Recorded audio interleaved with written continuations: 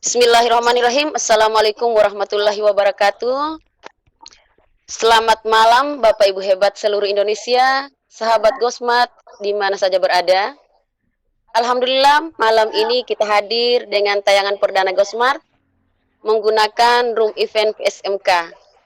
Bapak Ibu, room event PSMK ini peserta dibagi menjadi dua bagian, yaitu panelis dengan attendees. Sehingga ketika Bapak Ibu bergabung di room seolah-olah merasa sendiri, tetapi sebetulnya tidak sendiri. Ya, jadi kita bersama tetapi dibagi menjadi dua, yaitu panelis dengan attendees.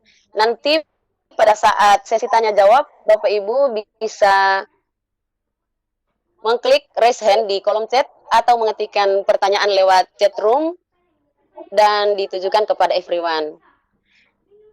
Selanjutnya sebelum kita mulai, kami perkenalkan dulu narasumber kita malam ini. Beliau adalah Bapak Detrandes Yusnan Yusuf Eki. Beliau sehari-harinya adalah sebagai Kepala SMA Terpadu Wirabakti Gorontalo. Dan saya sendiri yang nanti akan memandu acara ini, Herlina Ohi. Saya dari MA Muhammadiyah Gorontalo. Nah, untuk selanjutnya kami serahkan kesempatan kepada Bapak Yusnan untuk bisa memaparkan materi pada malam ini. Kita akan hadir dengan problematika Merdeka Belajar yang mengangkat tentang RPP 1 lembar. Silakan Bapak. Baik, Assalamualaikum warahmatullahi wabarakatuh. Selamat malam buat sahabat Gosmart yang sangat kami cintai. Alhamdulillah pada malam ini kita bisa bertemu bersama dan kami menyampaikan terima kasih pada teman-teman semua yang telah mensupport kegiatan kita pada malam ini. Ya, insya Allah pada malam ini kita bersama akan membahas dan mendiskusikan problematika Merdeka Belajar 1 lembar RPP yang saat ini viral di kalangan kita guru-guru se-Nusantara khususnya yang ada di Gorontalo. Dan materi ini adalah hal yang hampir setiap hari kita diskusikan bersama, dan insya Allah pada malam ini coba kita bedah dan pada akhirnya kita akan berpikir dan melakukan secara bersama apa yang bisa kita lakukan dalam konteks Merdeka Belajar pada tahun pelajaran 2020-2021 yang tidak lama lagi akan kita laksanakan.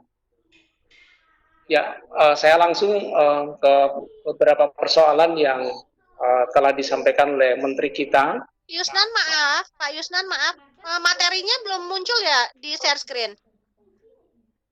Oh, belum muncul ya? Iya, belum. Oh, siap, bentar ya. Sebentar ya, Bapak Ibu ya.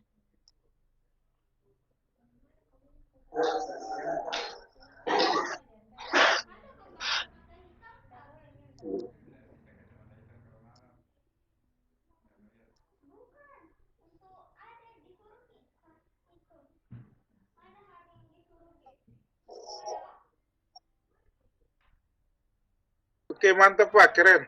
Mantap. Ya. Sudah Pak Yusnan, silakan dilanjutkan. Ya, baik, terima kasih. Ya, ini materi kita problematika Merdeka Belajar 1 lembar RPP. Ya, insya Allah malam ini kita akan diskusikan bersama. Jadi kami awali dengan apa yang sudah disampaikan secara terbuka oleh Menteri Energi kita, Bapak Nadiem Makarim. Ada 4 inisiatif Merdeka Belajar yang sudah kita kenal selama ini. Jadi antara lain adalah edaran beliau tentang RPP, penyederhanaan RPP. Yang berikut adalah ujian nasional, kemudian ujian sekolah, dan yang berikut adalah penerimaan peserta didik baru. Dan malam ini kita akan mendiskusikan tentang persoalan penyederhanaan RPP yang telah disampaikan oleh beliau dalam peraturan menteri dalam edaran nomor 41 tahun 2019 yang lalu. Kita langsung ke persoalan apa sebenarnya pengertian merdeka belajar yang sudah disampaikan oleh beliau. Jadi merdeka belajar sebagaimana telah tertuang di dalam edaran memiliki makna bahwa yang pertama pendidikan atau sekolah, lalu guru dan murid itu mempunyai kebebasan untuk berinovasi, belajar dengan mandiri dan kreatif. Jadi ini yang harus kita pahami bersama. Jadi pendidikan atau sekolah, lembaga pendidikan, guru dan murid itu harus memiliki kebebasan untuk berinovasi. Mereka bebas untuk belajar dengan mandiri dan kreatif. Selanjutnya kita coba tampilkan apa yang sudah disampaikan dalam surat edaran Mendikbud nomor 14 tahun 2019 ya tentang penyertaan RPP. Itu yang pertama item yang sudah dituangkan itu adalah tentang penyusunan RPP. Di mana penyusunan RPP itu dia menggunakan prinsip yang efisien, efektif dan berorientasi pada peserta didik yakni murid. Jadi dalam edaran itu menggunakan kata murid ya. Kemudian yang kedua, 13 komponen RPP disederhanakan menjadi 3 komponen, terdiri dari tujuan, langkah, dan penilaian pembelajaran. Yang ketiga adalah sekolah, kemudian KKG, MGMT, dan individu guru. Mereka bebas memilih, bebas membuat, menggunakan, dan mengembangkan format RPP secara mandiri, sebesar-besarnya keberhasilan belajar murid. Jadi, penekanan pada pembuatan RPP yang dilakukan oleh guru adalah fokusnya pada keberhasilan belajar murid itu sendiri. Kemudian yang poin keempat yang disampaikan dalam edaran adalah RPP yang sekarang ini 13 komponen yang sebelumnya itu boleh digunakan, tapi disesuaikan dengan ketentuan yang pertama, kedua, dan ketiga yang sudah disampaikan di dalam edaran tersebut. Kemudian dalam edaran itu juga dilengkapi dengan daftar tanya jawab. Jadi ada pertanyaan dan ada juga jawaban yang merupakan lampiran dari edaran tersebut. Yang pertama adalah apa yang menjadi pertimbangan penyertaan RPP di Mendikbud kita. Dijawab bahwa guru-guru dengan adanya RPP itu diarahkan untuk menulis RPP dengan sangat rinci sehingga banyak menghabiskan waktu yang seharusnya bisa lebih difokuskan untuk mempersiapkan dan mengevaluasi proses pembelajaran kelas. Dengan pertanyaan dan jawaban ini sangat jelas bagi pembelajaran dengan kita membuat RPP itu adalah pada persiapan kita dan pada proses pembelajaran dan evaluasi. Jadi kita mempersiapkan mengevaluasi proses pembelajaran yang ada di kelas. Oleh itu pembelajaran ke depan dia lebih proses dan penilaian. Kemudian yang berikut pertanyaan yang berikut juga apa yang dimaksud dengan efisien, efektif dan berorientasi pada murid. Efisien artinya kita tulis dengan tepat dan tidak menghabiskan banyak. Jadi dengan adanya efisiensi itu seorang guru bisa buat RPP itu yang banyak. Jadi dia hanya cukup tujuan, kemudian langkah pembelajaran dan penilaiannya seperti apa. Kemudian efektif berarti RPP ditulis untuk mencapai tujuan pembelajaran. Dan yang berikut adalah pada murid. RPP ditulis dengan mempertimbangkan kesiapan, ketertarikan, dan kemampuan belajar murid di kelas. Ini sangat penting menjadi setiap guru. RPP itu pertimbangan adalah readiness, jadi kesiapan dari peserta. Oleh karena itu, Seorang guru harus memiliki pengetahuan yang sangat utuh tentang apa yang di peserta didik pada saat dia akan belajar.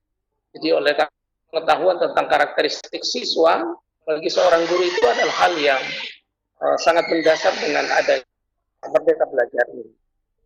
Kemudian adalah apa yang dibutuhkan oleh siswa ketika dia mau belajar di kelas. Nah, ini guru sebagai seorang fasilitator bisa melakukan dengan sangat baik sekali. Kemudian yang berikut pertanyaan yang lain yang juga ada di dalam edaran itu, apakah RPP dapat dibuat dengan singkat, misalnya 1 halaman? Maka jawabannya adalah bisa saja, asalkan sesuai dengan prinsip efisien, efektif, dan orientasi pada murid. Dan tidak ada persyaratan jumlah halaman. Ini yang perlu kita luruskan. Dalam edaran itu tidak ada disebut 1 halaman. Jadi yang ada adalah penyederhanaan RPP dari 13 komponen menjadi 3 komponen. Yang kita kenal itu, kenapa viral 1 halaman? Ya, karena memang pada awal-awal penyampaian disampaikan adalah 1 halaman. Tetapi di dalam yang harus kita pahami adalah di dalam edaran itu tidak menyebutkan halaman.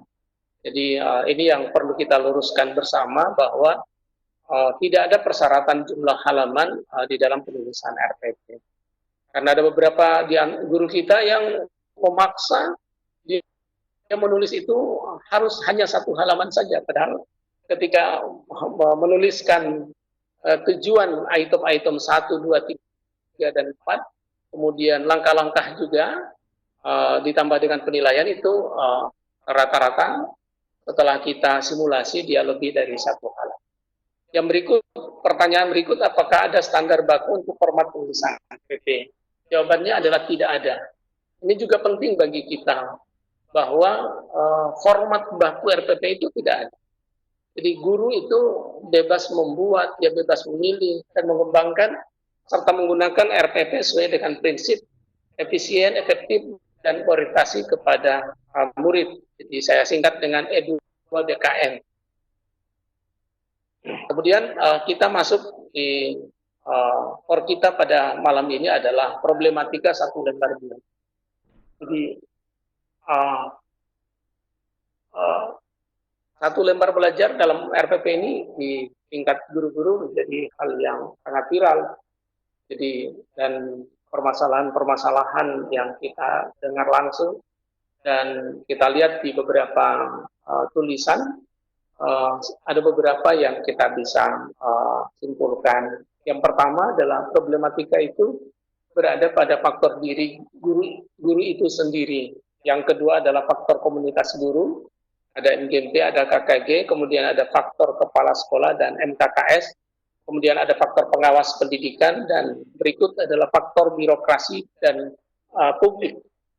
Jadi yang pertama adalah faktor dalam diri guru. Itu ada 2 persoalan kalau kita melihat beberapa riset akhir-akhir ini tentang riset tentang guru dari dulu sampai sekarang, selalu terangkat faktor dalam diri guru itu yang pertama adalah personal problem. Jadi masalah guru itu sendiri.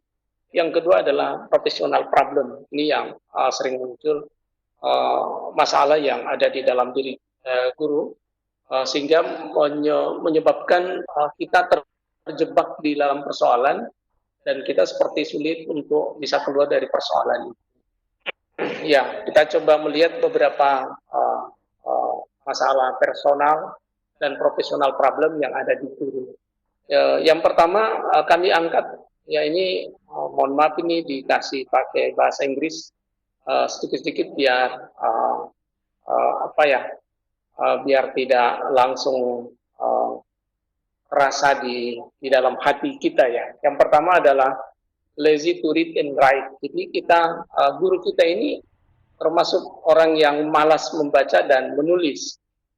Jadi di sini kami coba beberapa hasil riset yang kita browsing. Ternyata pengetahuan guru tentang karakteristik siswa itu sangat rendah. Jadi bahkan ada beberapa riset itu mengenal siswa saja namanya itu sangat rendah sekali mengenal siswa, nama siswa dengan orangnya itu. Padahal guru itu dia masuk di kelas itu sampai 1 tahun, bahkan dia ikuti dari kelas 10, kelas 11, kelas 12, atau dari kelas 7, kelas 8, kelas 9. Kadang-kadang juga uh, dia bergaul, tapi kadang-kadang pengetahuan hanya nama saja, apalagi ingin mengetahui ke dalam tentang karakteristik siswa, apalagi sudah mau mengetahui ke dalam tentang persoalan-persoalan konten kompetensi yang sudah dimiliki oleh siswa yang dia bawa pada saat mau mempelajari materi ini sangat rendah sekali. Ini disebabkan karena kemampuan membaca dan menulis guru sangat tinggi. Kemudian termasuk juga pengetahuan karakteristik konten materi sangat rendah. Dan ini juga bagi kita guru di Indonesia bisa dilihat dari hasil UKG yang kemarin sudah digelar, itu perlu menjadi perhatian kita semua. Yang berikut adalah attitude, jadi sikap. Jadi kita lihat sikap ini ya lebih banyak di sini yang kebetulan saya sempat membaca beberapa riset tentang sikap ini, dan yang saya sangat tertarik adalah sikap guru terhadap kerja mereka itu, bahwa apa yang mereka lakukan itu untuk hal yang berhubungan dengan yang transenden, berhubungan dengan hal yang tidak dilihat itu sangat rendah. Ini bisa dilihat sikap guru kalau ada pimpinan atau ada sesuatu supervisi, dia akan melakukan dengan sangat baik sekali. Tapi ketika itu tidak ada, maka mereka tidak melakukan dengan sebaik-baiknya. Ini disimpulkan dalam riset itu bahwa konektivitas, jadi hubungan yang sangat dekat dengan akibat yang akan diperoleh oleh guru pada satu saat nanti itu sangat rendah. Atau di beberapa riset itu disampaikan bahwa mengenai sikap spiritualitas, sikap spiritual dan sikap sosial itu yang kita ujikan pada siswa atau kita latihkan pada siswa, kembangkan pada siswa, kadang-kadang di guru juga masih sangat rendah. Yang berikut juga 11 budaya malu yang dari Dinas Pendidikan sudah disampaikan ke seluruh sekolah juga, ini juga masih perlu perhatian dari kita semua. Kemudian yang berikut, masalah guru adalah tidak fokus ya pada siswa. Jadi guru-guru rata-rata mengajar, mereka hanya fokus pada penyampaian materi. Jadi mereka seperti hanya bagaimana materi yang sudah dicantumkan dari kurikulum itu tersampaikan kepada siswa. Padahal yang paling penting bagi kita adalah kita fokus pada kompetensi siswa. Yang kemudian yang kami sampaikan di sini juga ada the work of teacher is politically and social concern. Jadi kerja si guru itu lebih bersifat politik ya, dan sosial. Jadi ini yang menyebabkan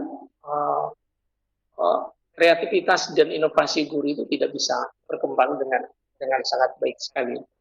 Jadi tidak ada ruang bagi guru untuk mengembangkan kreativitas dan inovasi bagi guru, apalagi tidak di kehidupan sosial dan politik, baik di tingkat lembaga pendidikan ataupun yang lebih luas dari itu tidak memberikan ruang yang banyak dan bagi guru untuk bisa berkembang lebih baik. Kemudian di sini adalah pengawas, jadi pengawas pendidikan. Jadi pengawas pendidikan ini kalau kita lihat beberapa tulisan dalam buku yang sudah kita biasa baca dari Nana Sujana, itu ada 4 yang coba kami kutip di tempat ini. Yang pertama, peran pengawas itu adalah sebagai supporting, kemudian dia juga trust, jadi dua challenge dan networking collaboration. Jadi sebagai seorang support, jadi pengawas itu mensupport, memiliki makna bahwa dia memberikan dukungan pada sekolah agar melaksanakan evaluasi diri yang dilaksanakan sesuai dengan kondisi yang sebenarnya.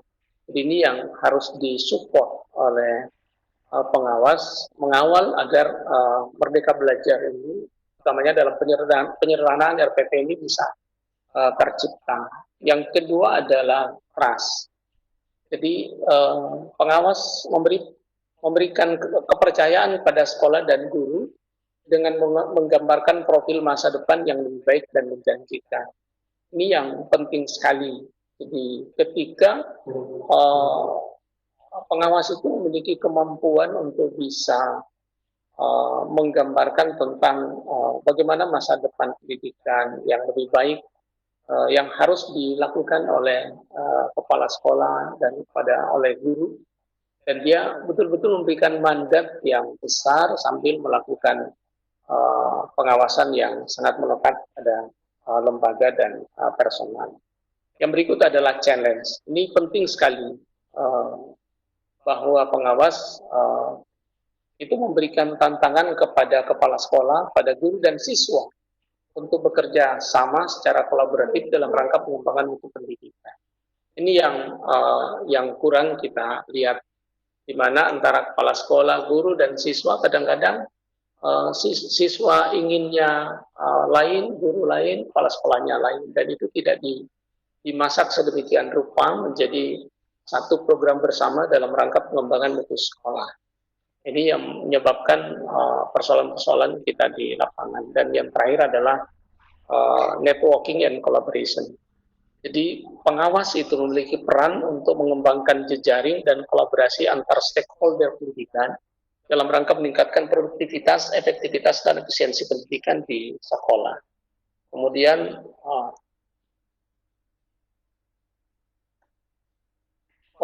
ada satu ini ya. Ada slide yang terlewat ya. Jadi mohon maaf teman-teman sahabat Gosmat, ada slide tentang kepala sekolah yang di sini tidak sempat ya, mungkin terhapus. Tetapi intinya kepala sekolah adalah orang yang berada di garis depan dalam menyukseskan Merdeka Belajar, penyederhanaan RPP yang akan kita laksanakan, insya Allah kita mulai pada tahun pelajaran depan. Oleh karena itu, peran strategis yang akan dimainkan oleh kepala sekolah ini sangat berpengaruh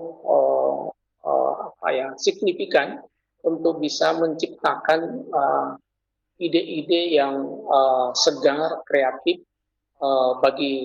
bagi guru dan siswa mewujudkan Merdeka Belajar di kemudian hari. Dan berkenaan dengan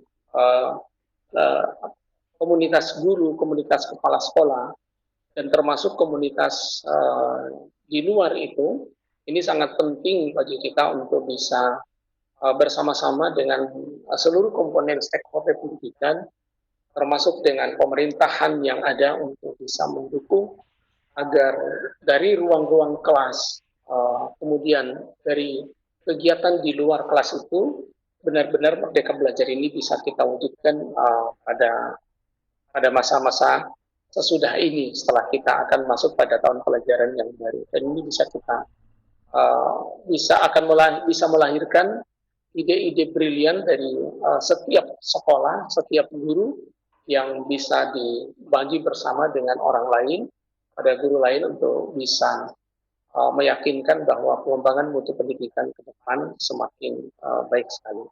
Mungkin demikian dari saya, dan terima kasih para sahabat Gosmat semua, dan semoga kita ke depan semakin baik. Terima kasih. Assalamualaikum warahmatullahi wabarakatuh. Assalamualaikum warahmatullahi wabarakatuh. Bapak Ibu hebat, sahabat Gosmart, alhamdulillah demikian paparan materi dari Bapak Yusnan Yusuf Eki, sangat menarik, dan ini adalah kesempatan kita untuk diskusikan bersama karena kebetulan beliau adalah salah satu pengambil kebijakan di tingkat sekolah, karena beliau menjabat sebagai Kepala SMA Terpadu Wirabakti Gorontalo. Ini sangat menarik untuk kita diskusikan. Bagaimana ketika kita diberikan kebebasan di dalam pembelajaran dengan merdeka belajar, kemudian diperhadapkan dengan problem-problem yang baik itu berasal dari diri kita sendiri secara personal maupun profesional. Kemudian kita dihadapkan dengan komunitas, dengan Kepsek, dengan pengawas, dan dengan unsur birokrasi. Mari Bapak Ibu kita diskusikan malam ini. Kami persilakan bagi yang ingin bertanya langsung, boleh dengan mengklik raise hand di room chat atau mengetikkan langsung di pertanyaannya di room chat. Silakan.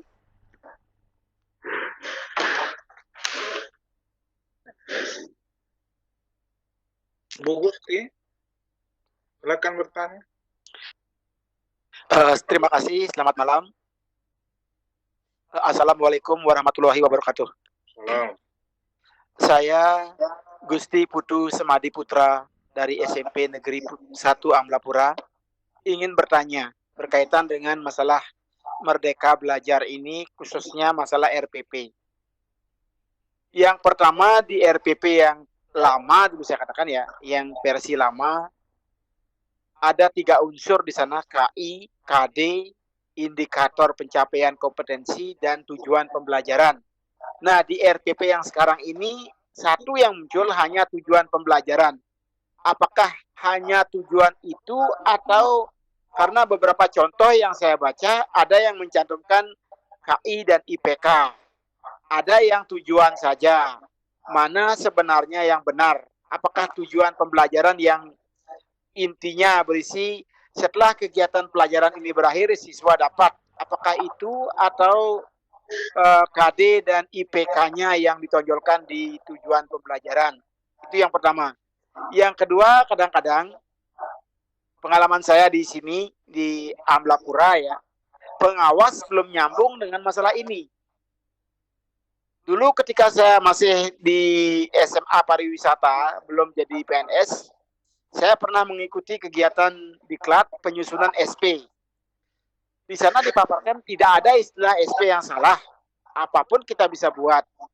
Tetapi ketika sudah berubah menjadi RPP, sering sekali formatnya sedikit salah, itu disalahkan oleh pengawas atau yang membidangi yang lain.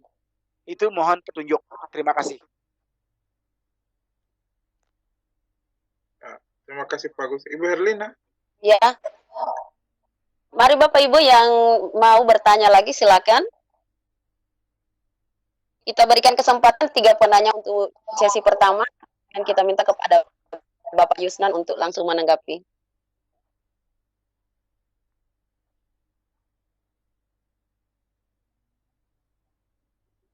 Ya, baik. Bu Femi. Ya. Ya, assalamualaikum. Ya. Waalaikumsalam. Warahmatullahi wabarakatuh ya. Saya mau bertanya boleh?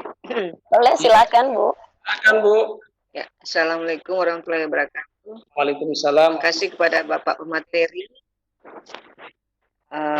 Suara saya bagus? Clear? Bagus. Oke, lanjut.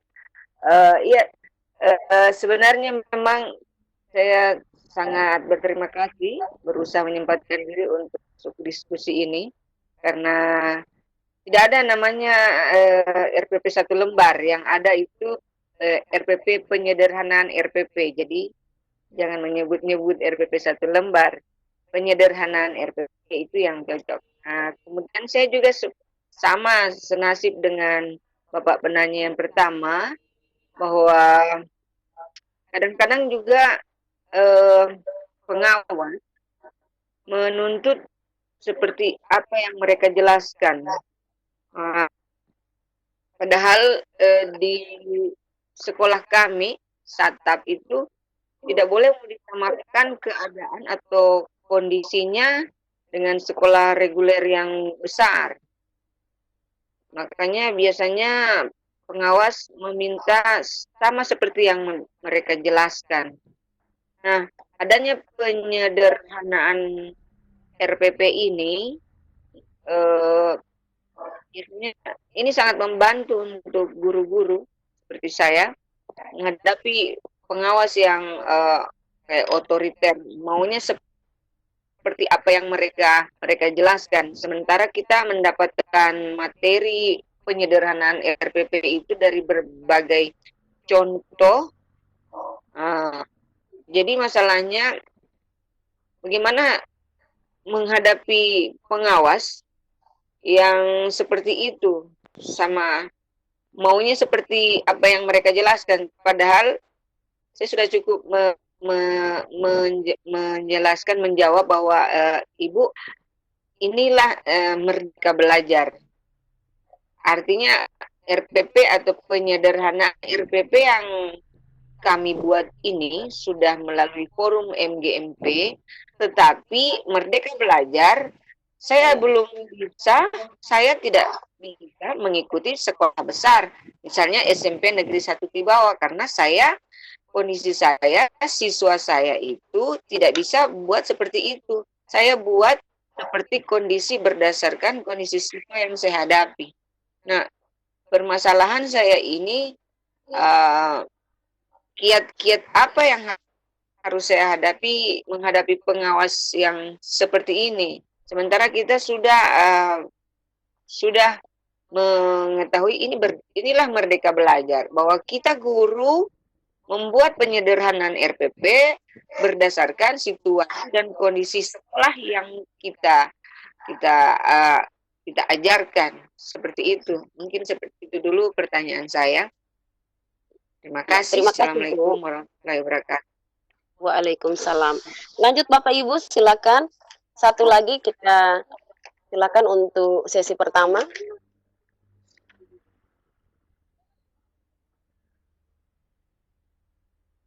Pak Sutarjo. Pak Sutarjo. Mari Bapak Ibu silakan. Tidak saya. Pak Adrianus, Pak Musa, tolong diangkat tangannya. Ada Pak Dadan, ada Bu Maria Nidita ya. Ini pakai HP jadi nggak ketahuan namanya semua. Silakan Pak Dadan. Assalamualaikum warahmatullahi wabarakatuh. Waalaikumsalam warahmatullahi wabarakatuh. Ya, menarik sekali Pak perbincangan malam ini. Beberapa hal yang tadi pengawas ini Pak.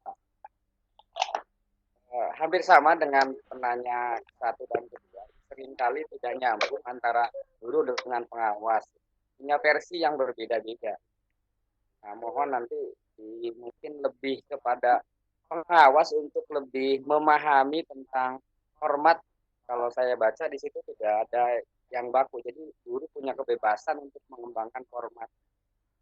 Dan kemudian kalau bisa dulu seringkali pengawas itu minta di-print kan sekian banyak, sampai kalau misalnya kita punya RPP itu kalau di-print mungkin bisa satu rim gitu Pak. RPP dan kelengkapan lain-lainnya itu satu rim, apalagi misalnya untuk kelengkapan akreditasi. Padahal bisa saja hal itu mungkin tidak usah di-print seperti itu, bisa saja disimpan di media digital, bisa di flash disk, ataupun mungkin sekarang sudah banyak yang menggunakan aplikasi. Kayaknya lebih simpel itu. Kadang-kadang RPP di print juga tidak dibaca juga gitu oleh pengawas ataupun oleh asesor gitu. Kadang-kadang hanya dilihat depannya saja. Padahal percuma sudah mengeluarkan biaya, kemudian mengeluarkan tenaga juga untuk ngeprint dan sebagainya. Dan sekarang mungkin bisa lebih simpel, bisa disimpan di media digital ataupun melalui aplikasi. Itu yang pertama, Bu. Ya, Pak. Yang kedua, ini berkaitan dengan pengawas. Apakah mungkin pengawas itu bisa menyambungkan ke beberapa sekolah yang punya kelebihan? Misalnya di beberapa sekolah, terutama SMK, itu sudah banyak yang bersertifikat internasional misalnya. Ada yang sudah ISO berapa gitu kalau zaman dulu kan.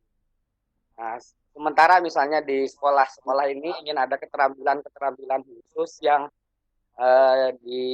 yang dimiliki oleh siswa-siswanya. Katanya tadi kan pengawas ini berfungsi juga sebagai yang bisa menyambungkan ke pihak-pihak lain gitu. Nah, bisakah Iya. pengawas ini juga memfasilitasi untuk menyambungkan ke beberapa sekolah, apakah ataupun beberapa perusahaan mungkin yang bisa mengakomodir ke keterampilan siswa tersebut, sehingga mereka memiliki sertifikat yang sangat sangat sangat baik karena sudah tersertifikasi. Lembaga ini sudah memiliki sertifikat yang bagus, apalagi sertifikat internasional. Itu saja, Pak. Terima kasih. Assalamualaikum warahmatullahi wabarakatuh. Waalaikumsalam warahmatullahi wabarakatuh. Ya, terima kasih Bapak. Kami persilakan kepada Bapak Yusnan untuk bisa menanggapi Pak. Ini rata-rata berbicara tentang pengawas, hubungan antara pengawas dengan guru dalam hal penyusunan RPP.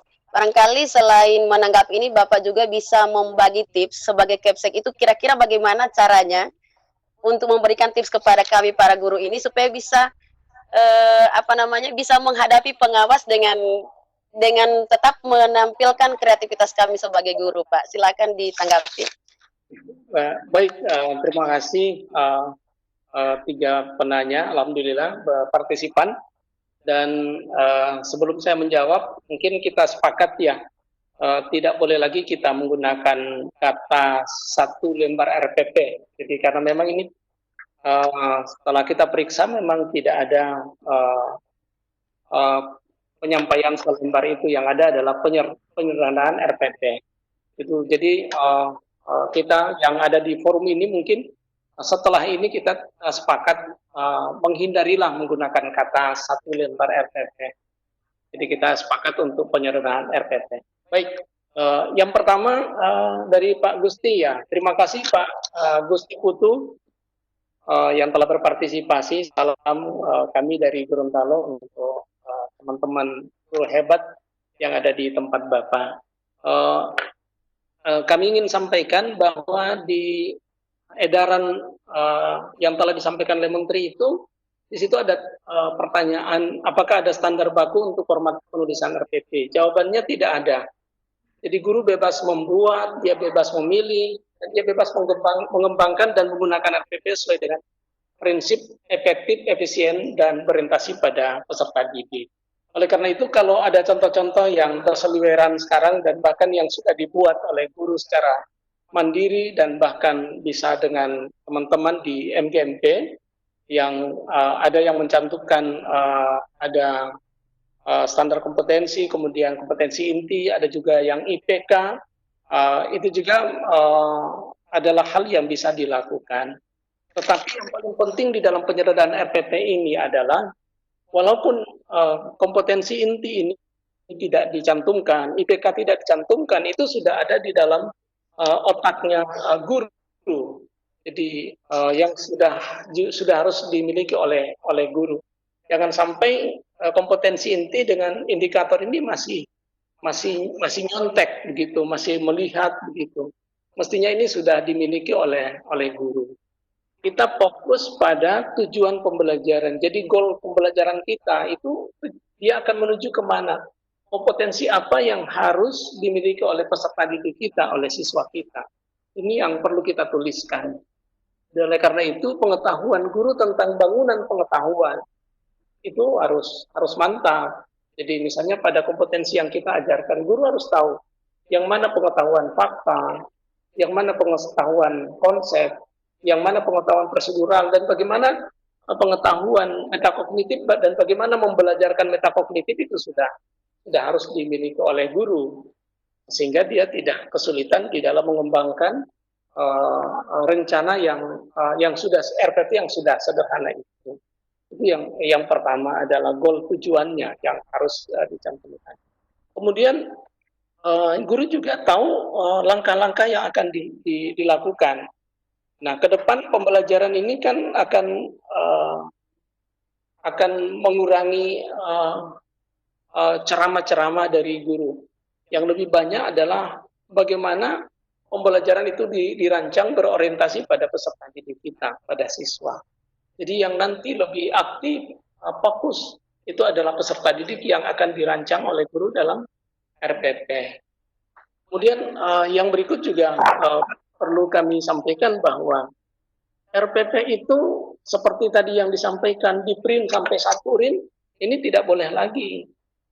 Jadi tidak perlu kita memprint out RPP untuk 1 semester. Tidak ada lagi hal seperti itu. Jadi yang kita lakukan adalah RPP yang kita buat pada pertemuan pertama itu menjadi dasar bagi kita untuk melakukan koreksi, untuk melakukan evaluasi ketika kita mau membuat RPP yang kedua. Jadi RPP pada pertemuan kedua itu dasarnya adalah RPP adalah evaluasi kita, catatan-catatan kita, coretan-coretan kita pada RPP yang pertama.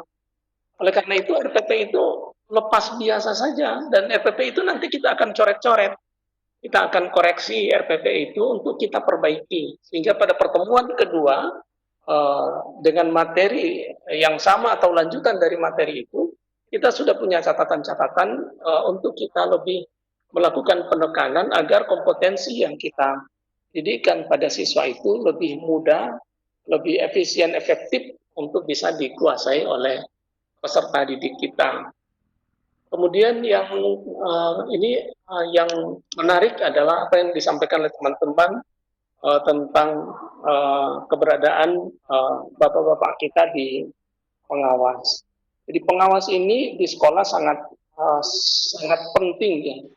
Jadi pengawas itu memiliki peran strategis di dalam melakukan pembinaan, jadi di dalam menjaga agar apa yang kita buat, apa yang kita rencanakan itu dia menuju kepada arah dan tujuan yang tepat, yang benar sesuai dengan kaidah-kaidah yang ada.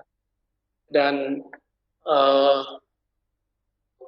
masalahnya adalah yang kita lihat sekarang ini, yang kita perhatikan adalah edaran ini masih banyak yang belum membaca. Jadi jangankan pengawas, kepala sekolah juga ya lumayan kalau kita mau riset, ya masih banyak kepala sekolah yang hanya dengar saja, belum pernah membaca begitu.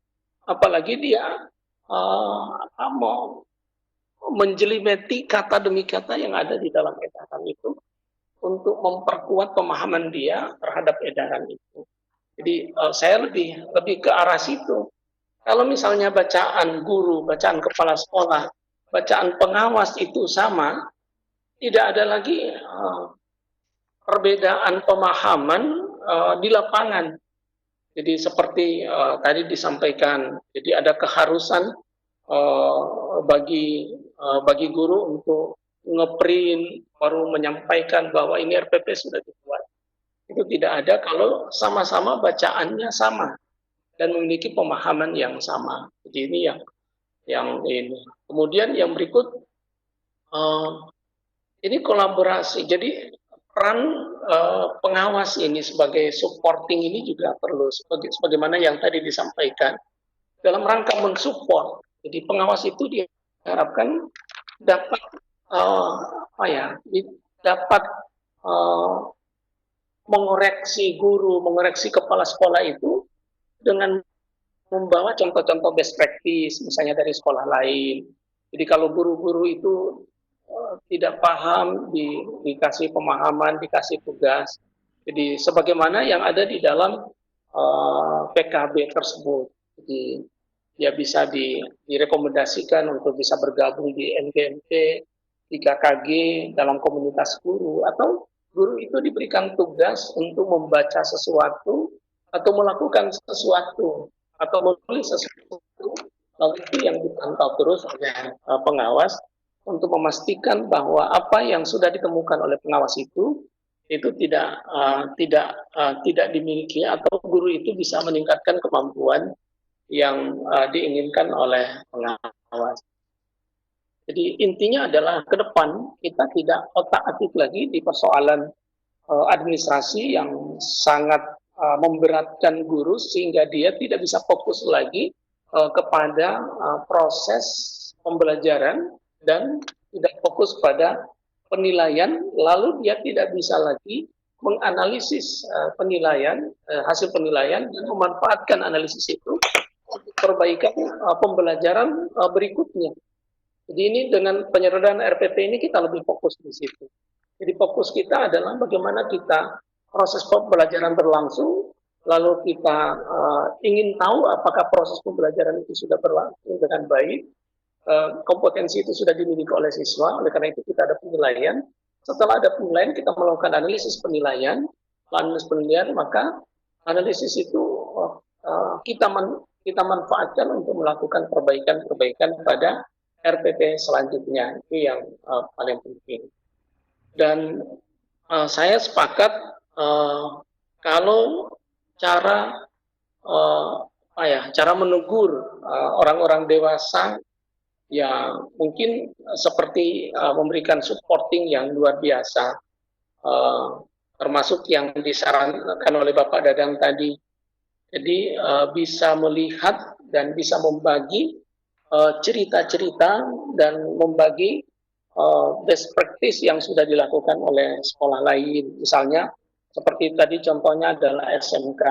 Pasti ada SMK yang terbaik, di mana teman-teman bisa merancang kolaborasi antara sekolah dengan sekolah, antara pengawas dengan pengawas, kepala sekolah dengan kepala sekolah, guru dengan guru, termasuk di dalam pemanfaatan sarana prasarana yang dimiliki oleh sekolah yang sudah maju dapat dimanfaatkan oleh anak-anak Indonesia yang secara kebetulan mereka berada di satu lembaga pendidikan yang standar sarananya belum seperti apa yang dimiliki.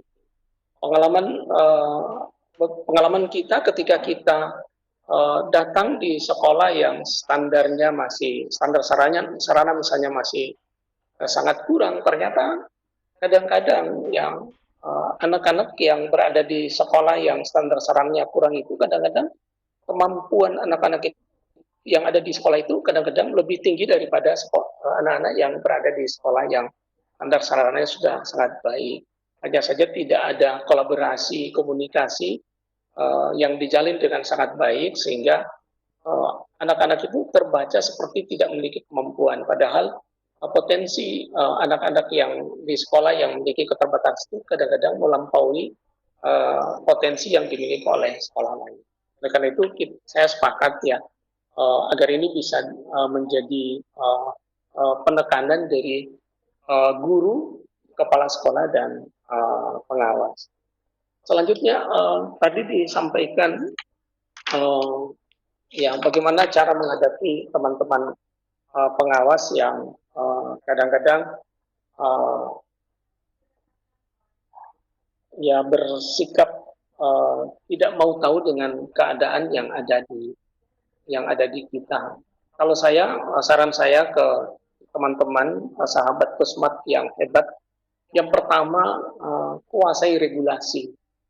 Jadi kalau kita kuasai regulasi, insya Allah kita bisa memberikan penjelasan yang rasional kepada bapak-bapak kita, dan insya Allah bapak-bapak kita itu juga mereka di tupoksi tentang pengawas itu juga mereka ada yang menjadi acuan mereka. Dan tinggal ini yang kita coba sehingga apa yang menjadi tuntutan administratif, tuntutan fungsional kepada dalam rangka kenaikan pangkat dan sebagainya untuk pengawas juga itu tidak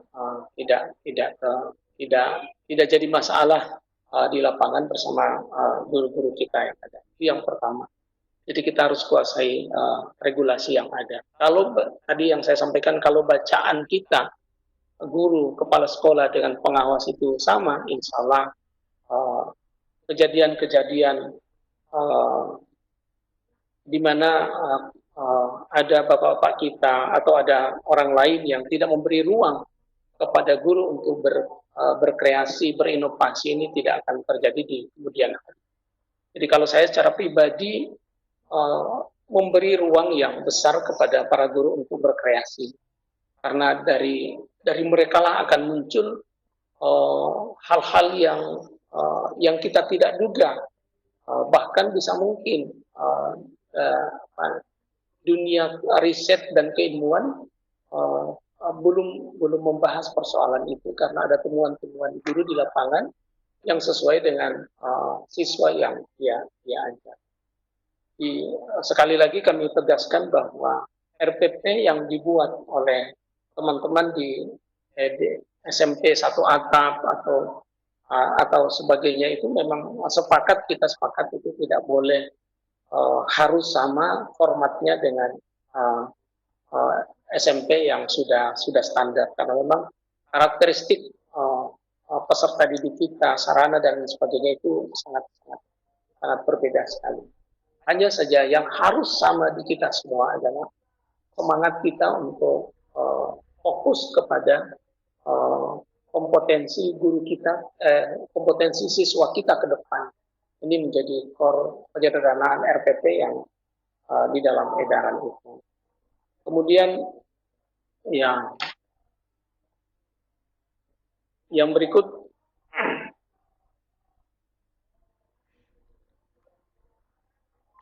kiat-kiat ini sudah ya. Saya pikir ini kiat apa? Kalau saya secara pribadi menghadapi teman-teman ya memang kita tidak bisa banyak ini ya. Ya memang seperti itulah. Jadi kalau kita yang berada di lapangan, ya kalau saya secara pribadi ya kita lebih berorientasi ke siswa kita. Sepanjang keyakinan kita apa yang kita lakukan pada siswa kita itu adalah upaya yang efektif dan efisien untuk agar siswa kita itu bisa memiliki kemampuan yang luar biasa, ya kita fokus di situ saja. Jadi kalau apa yang disampaikan, tapi insya Allah ke depan tidak ada lagi ini permintaan untuk RPP harus dicetak, harus di ini tidak, karena ke depan RPP ini akan dicoret-coret, kan dia hanya 1 lembar, 2 lembar, paling banyak ya 3 lembar. Ini yang kita akan coret-coret. Contoh misalnya kita di pertemuan pertama ada 2 tujuan. Ya bisa mungkin yang kita bisa capai hanya 1 tujuan. Tujuan kedua tidak ini. Dan itu kan menjadi catatan kita untuk pembuatan RPP berikut. Oleh karena itu print out RPP di awal itu sampai 1 rim itu sudah bukan zamannya lagi. Karena RPP ke depan harus real. Tidak ada lagi RPP yang dibuat, ditulis, lalu tidak dilaksanakan oleh guru. Jadi kita harus yakinkan RPP yang kita buat betul-betul itu kita terapkan di dalam setiap pertemuan. Jadi setiap pertemuan guru sudah harus siap. Jadi tidak boleh lagi tidak ada kesiapan untuk itu. Dengan demikian insya Allah akan muncul kreativitas dari peserta didik, guru, kepala sekolah, dan semua. Dan kalau ini bisa terjadi, bagaimana disampaikan oleh Mendikbud kita, pasti dalam waktu yang sangat dekat, maka bangsa ini akan semakin lebih baik karena memberikan ruang yang besar untuk setiap rakyatnya untuk bisa berkreasi, melahirkan hal-hal yang sangat baik, ya, yang bermutu bagi pendidikan kita. Mungkin demikian, Ibu Elina. Ya, terima kasih Bapak. Mungkin ini dipertajam lagi tentang keberadaan pengawas tadi Bapak. Kita dengan adanya Merdeka Belajar ini sebenarnya sudah sangat bahagia karena memang diberikan ruang yang sangat luas dalam berpikir dan kreativitas. Tetapi kembali lagi ke situ Pak, bagaimana cara kita untuk bisa menjembatani antara apa yang diketahui oleh guru dengan apa yang diketahui oleh pengawas sendiri. Karena ujung-ujungnya tetap kita dihadapkan dengan pengawas, sehingga seolah-olah Merdeka Belajar ini kalau ya yang kita terima itu menawarkan satu kebebasan, angin segar untuk guru, tapi lama-lama bikin kita jadi redup juga semangatnya, seolah-olah ini hanya sebagai wacana yang memang sangat sulit untuk kita terapkan secara langsung di lapangan. Kira-kira seperti itu Pak. Bagaimana caranya menjembatani apa yang sudah kita terima dengan pengetahuan pengawas, karena tidak mungkin kita menggurui pengawas nanti dibilang kita ini pembangkang atau bagaimana. Ya. Kira-kira begitu Pak. Ya, terima kasih Ibu Erina. Sebenarnya kalau kita guru ya benteng kita adalah kepala sekolah. Jadi kepala sekolah itu harus bisa melakukan pembinaan yang intensif karena kepala sekolah yang hari-hari berhadapan dengan guru. Sehingga kalau ada hal-hal yang seperti itu, ya kepala sekolah yang harus memberikan garansi kepada pengawas bahwa apa yang dilakukan oleh guru itu sudah seperti itu, dan bukti di lapangan seperti misalnya pembelajaran di kelas itu menjadi hidup, anak-anak lagi sudah tidak seperti sebelumnya. Jadi anak-anak diberikan ruang yang besar juga untuk bisa menampilkan kemampuan mereka dan ketidakmampuan mereka. Jadi kalau kekuatan dan kelemahan anak-anak itu langsung muncul. Contoh misalnya pembelajaran ke depan, misalnya kita menggunakan portofolio, ini kan luar biasa. Kalau kita menggunakan portofolio, itu pengalaman saya di bulan-bulan terakhir ini mencoba melakukan proses pembelajaran. Jadi untuk portofolio ini ada namanya pembelajaran portofolio, ada penilaian portofolio. Jadi ini ada hal yang nanti tolong dilihat pedoman portofolio, di situ dijelaskan tentang bagaimana pembelajaran portofolio dan bagaimana penilaian portofolio. Ini luar biasa kita mencoba itu. Jadi anak-anak ketika kita berikan tugas, misalnya dia membuat sesuatu, misalnya kita kasih soal, baru dia kerjakan soal. Ketika dia store ke guru, dia jelaskan ke guru, langsung kita nilai bersama. Ketika kita mengatakan kepada anak ini berdasarkan hasil kerjamu ini, maka nilaimu saya kasih 65. Itu anak tidak mau 65. Pasti dia ingin nilainya di atas 65. Dan bahkan kalau kita buat rule, misalnya peraturan, misalnya anak-anak kita buat nilai kalian untuk kompetensi ini berapa. Kalau anak-anak sampaikan 90 minimal, pasti dia akan mencapai 90. Sehingga apa yang sudah dia buat itu, orang per orang siswa itu, pasti akan menyerbu guru begitu. Menyerbu guru untuk memperbaiki apa yang sudah dia buat. Ini luar biasa. Dan kalau ini bisa diyakinkan kepada pengawas bahwa kondisi pembelajaran di kelas itu sudah berubah dan bisa dicek langsung oleh pengawas di lapangan ketika dia menyampaikan hal-hal soal-soal atau persoalan-persoalan yang dia sampaikan, anak-anak mulai antusias datang untuk memberikan argumen-argumen mereka. Jadi adalah hal yang luar biasa saya. Daripada kita memaksa guru harus buat ini seperti misalnya standar format penulisan, dia harus ada kompetensi inti, dia harus ada indikator, kita memaksa begitu, akhirnya guru-guru hanya berpikir persoalan itu, dia tidak berpikir ke yang tadi itu analisis penilaiannya seperti apa, pemanfaatan hasil penilaian untuk perbaikan RPP berikutnya itu sudah tidak jadi fokus guru lagi. Jadi kalau saya pertama ya bagaimana cara menghadapi bapak-bapak kita di pengawas ya, yang pertama benteng kita adalah kepala sekolah itu sendiri. Masalah muncul kalau kepala sekolah sendiri yang tidak memberikan kepercayaan, apalagi tidak memberikan pembinaan yang baik kepada guru, lalu dia lepas tangan. Jadi itu di luar konteks menurut saya kalau terjadi seperti itu. Yang kedua, komunikasi antara guru dengan pengawas ini kita harus buat lebih intensif. Jadi kita harus bisa kalau saya membahasakan harus ada tantangan-tantangan yang dibuat bersama, yang disepakati bersama antara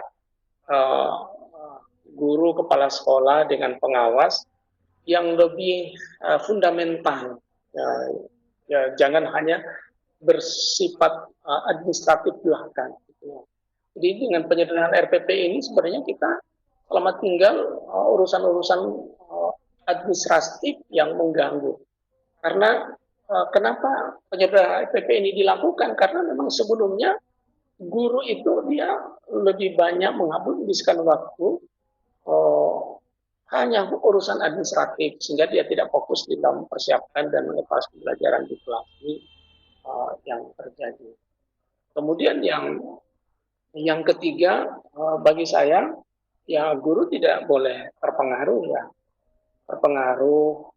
ketika harus kembali ke masa-masa sebelumnya, lalu dia menyerah begitu saja. Jadi saya pikir ada komunitas guru, ada teman-teman yang mungkin bisa bersama-sama untuk bisa menjelaskan, membangun komunikasi yang lebih efektif dengan bapak-bapak kita di pengawas, sehingga apa yang kita inginkan itu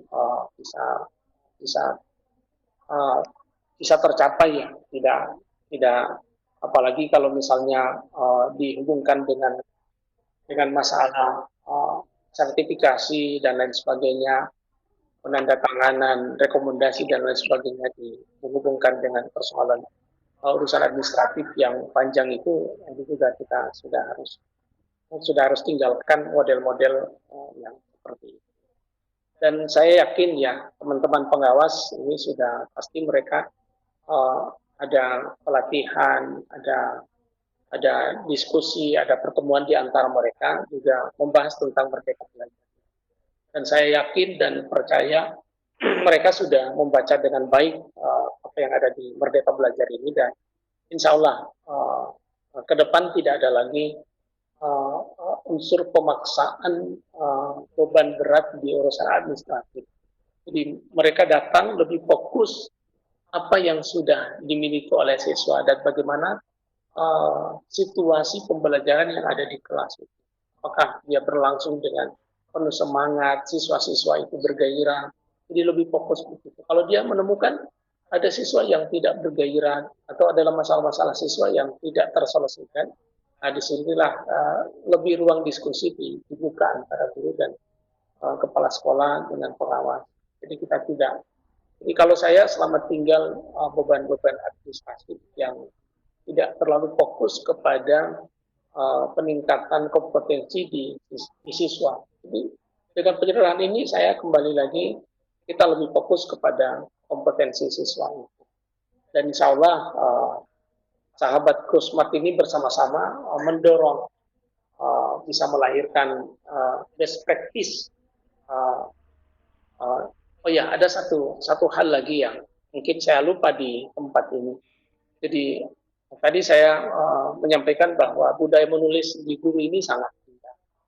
Jadi sebenarnya seperti RPP ini, kan kalau kita ingin mengetahui apakah RPP kita ini sudah bagus atau tidak bagus, ya perlu kita lakukan uji validitas dan reliabilitas. Kita uji secara statistik dan kita uji secara real di lapangan bagaimana pendapat. Sehingga misalnya seperti RPP kita undanglah pengawas itu sebagai validator RPP kita. Dan validatornya kan tidak hanya satu orang, bisa mungkin pengawasnya bisa 2 orang.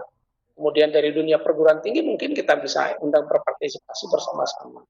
Kalau kita hitung berapa validitasnya, bisa ini berapa reliabilitasnya, sehingga RPP yang kita buat itu dapat diandalkan, jadi memiliki kehandalan karena dia sudah diuji secara statistik dan pengalaman dengan orang-orang pakar-pakar juga sudah memberikan masukan-masukan ke kita, sehingga RPP yang kita buat ini koreksi dari pengawas itu sudah dibuatkan di situ. Misalnya ada seperti tadi ada langkah-langkah yang kita sudah tulis seperti itu, mungkin ada menurut pengawas langkah-langkah ini tidak perlu.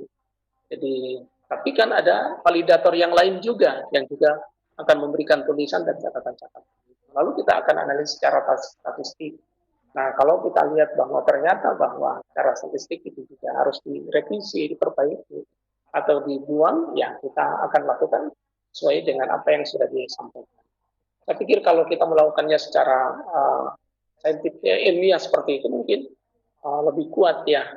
Kita juga puas ketika kita menghilangkan apa yang sudah kita tulis itu, karena memang dari sisi analisisnya, validasi dan reliabilitasnya sudah itu. Jadi mungkin juga ke depan kita harus lebih akrab termasuk RPP kita yang kita buat itu perlu dilakukan validasi ya oleh para pakar, dan kita ini sehingga bisa diyakini bahwa RPP yang dibuat oleh guru itu memang secara teori itu sudah sesuai, jadi tidak bertentangan dengan teori. Dan yang berikut, bahwa RPP yang dibuat oleh guru itu betul-betul dia dapat laksanakan dan bisa teruji bahwa pelaksanaan RPP di lapangan itu juga sesuai dengan apa yang dituliskan.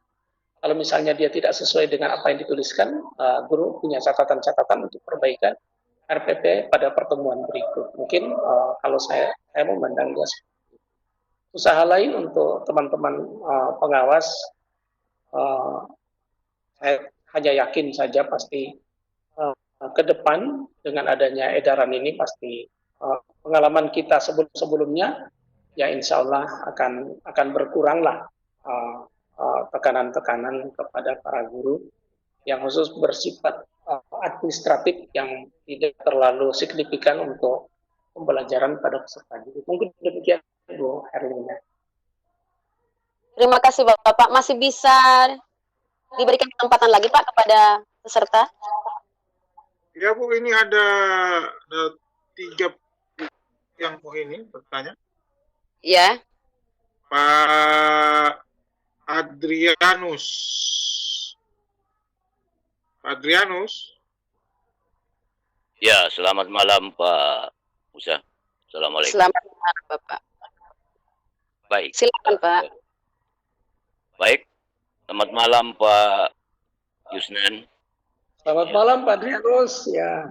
Materi yang sangat menarik. Ya. Pertanyaan kami yang pertama Pak. Ya, saya Adrianus Eterego dari SMA Negeri 5 Model Palu, Sulawesi Tengah. Di sekolah kami di SMA kami sudah menerapkan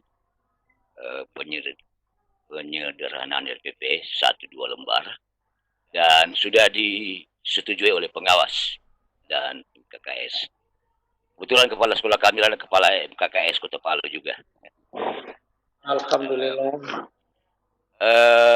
Jadi kami sudah mulai menerapkan.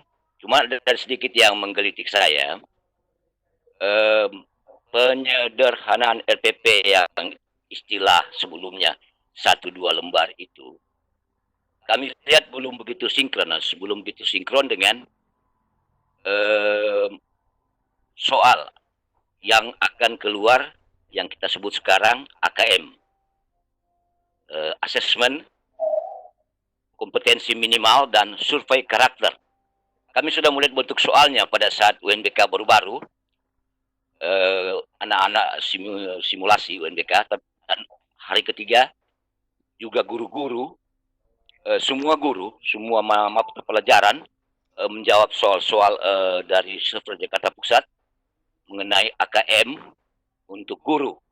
Dan kelihatannya soal-soal yang akan dilakukan mulai tahun pelajaran 2021 depan ini di kelas 11 AKM dan survei karakter ini, pandangan kami pribadi tidak begitu sinkron Pak dengan penyederhanaan, materi penyederhanaan yang ada dalam RPP singkat sekarang ini.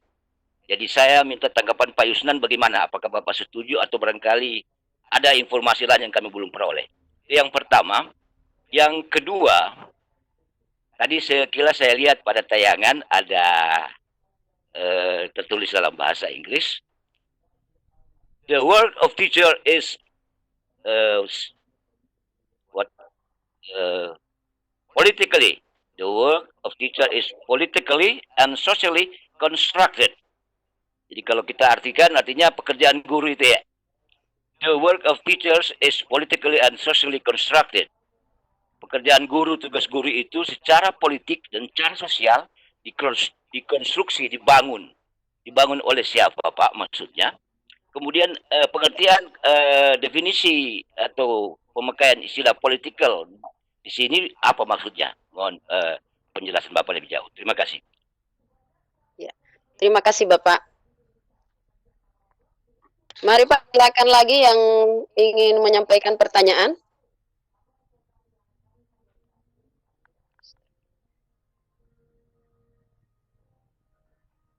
Ibu Yuni. Mari Bapak Ibu silakan.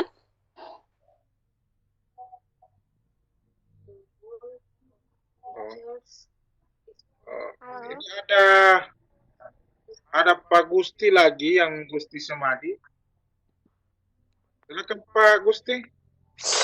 Terima kasih. Saya sudah bertanya yang kedua kali ini. Ya, Tadi silakan. Pak Yusnan menyampaikan RPP memang dievaluasi bisa dicoret-coret. Lalu bagaimana dengan di sekolah kami? Ya, itu ada kebiasaan di awal semester kami harus menyetorkan RPP untuk 1 semester. Sudah dijilid.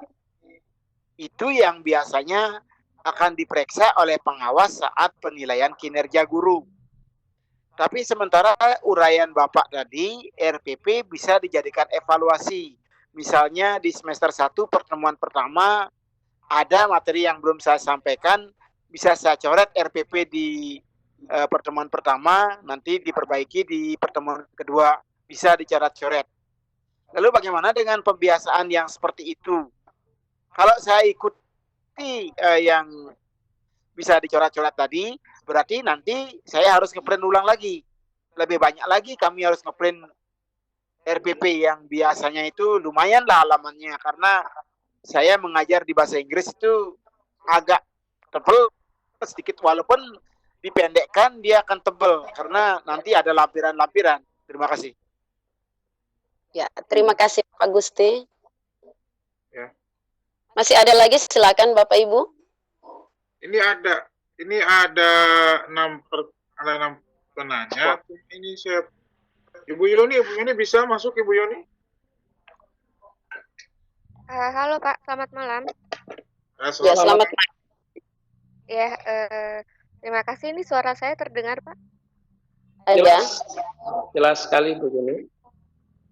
Ya, terima kasih. Selamat malam Pak Yusnan, selamat malam semuanya, rekan-rekan Bapak Ibu guru hebat. Saya sedikit menyimak tadi ya, memang untuk RPP, penyederhanaan RPP ini sangat menarik, dan ini wacana baru dari Bapak Menteri kita Pak Nadiem.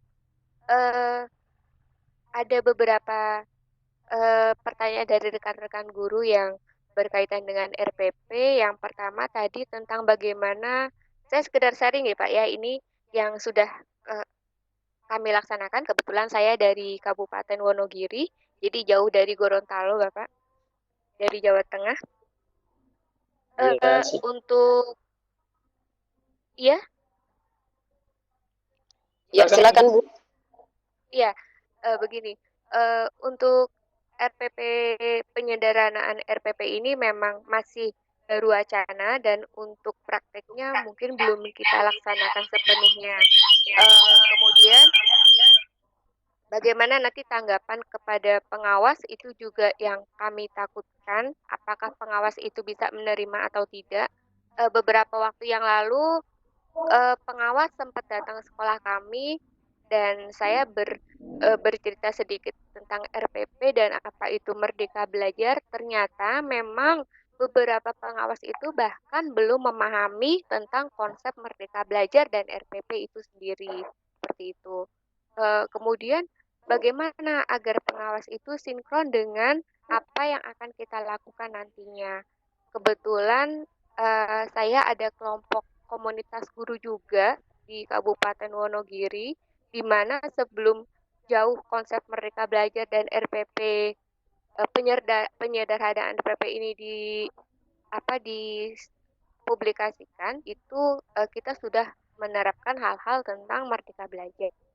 Jadi tugas kami di sini adalah kami sosialisasi ke dinas, kemudian mengadakan audiensi kepada pengawas sebagai jembatan antara kebijaksanaan menteri dengan dinas yang terkait di kota kami.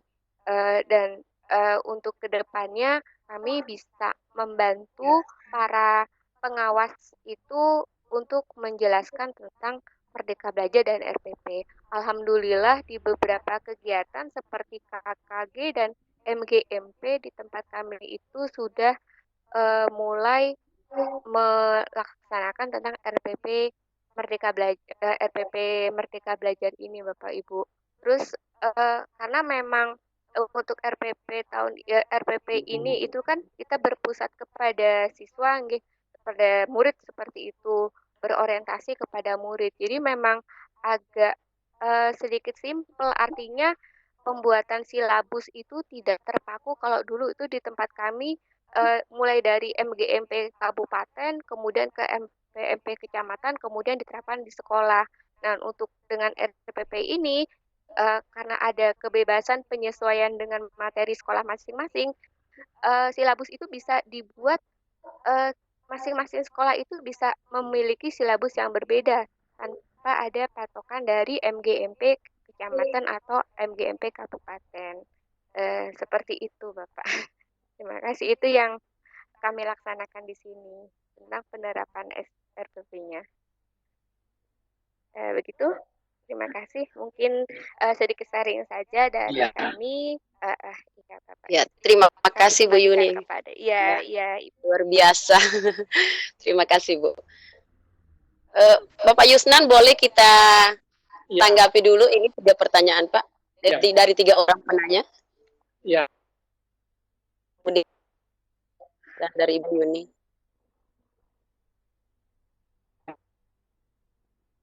Yang kedua kali luar biasa, dan kami juga sangat apresiasi, terima kasih kepada Ibu Yuni telah berbagi kepada kita, lebih menambah segar diskusi kita pada malam ini, dan insya Allah ini juga bisa dilakukan oleh seluruh sahabat Kusmat yang ikut di dalam diskusi pada malam ini. Utamanya bagi teman-teman yang ada di Gorontalo ini juga bisa jadi ikutan luar biasa. Jadi sudah dilakukan sosialisasi ke dinas, kemudian audiensi dengan pengawas, dan sekaligus dalam pertemuan-pertemuan komunitas guru ini juga sudah dijelaskan. Dan juga bisa memberikan bantuan kepada para guru, agar seluruh guru bisa memahami dan dapat membuat, merancang, mengembangkan dan menggunakan RPP yang sudah disederhanakan ini. Terima kasih atas berbaginya Ibu Yuni. Kemudian saya juga terima kasih kepada Bapak Adrianus yang luar biasa ini, yang sudah melihat jauh ke depan dan sudah mengaplikasikan tentang penyederhanaan RPP ini dengan asesmen kompetensi minimal yang baru-baru diikuti oleh siswa kita kelas 12, kemudian juga oleh para guru semua.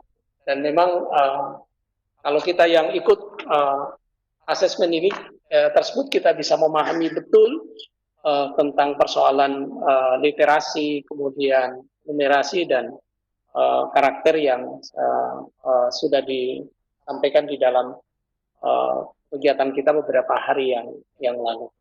Ya, mungkin untuk Pak Adrianus karena ini masih hal yang baru tentang AKM dan hubungannya dengan sinkronisasi dengan RPP, ya.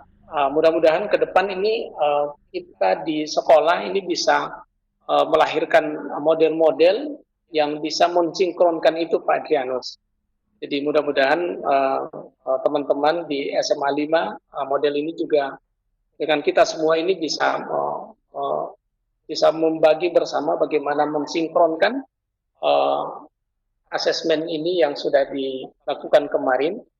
Sebagaimana yang disampaikan beberapa pemberitaan dan penyampaian dari yang berwenang bahwa asesmen ke depan khusus untuk numerasi dan literasi itu dia mengacu ke soal yang sebagaimana yang sudah ada di PISA dan TIMSS. Dan kalau kita membuka soal-soal yang ada di PISA dengan di TIMSS ini mirip-mirip dengan apa yang sudah kita ikuti beberapa saat yang lalu. Dan ini menjadi pertanda bagi kita, kalau saya berpendapat bahwa sebenarnya tidak ada masalah dengan penyederhanaan RPP, tidak ada masalah.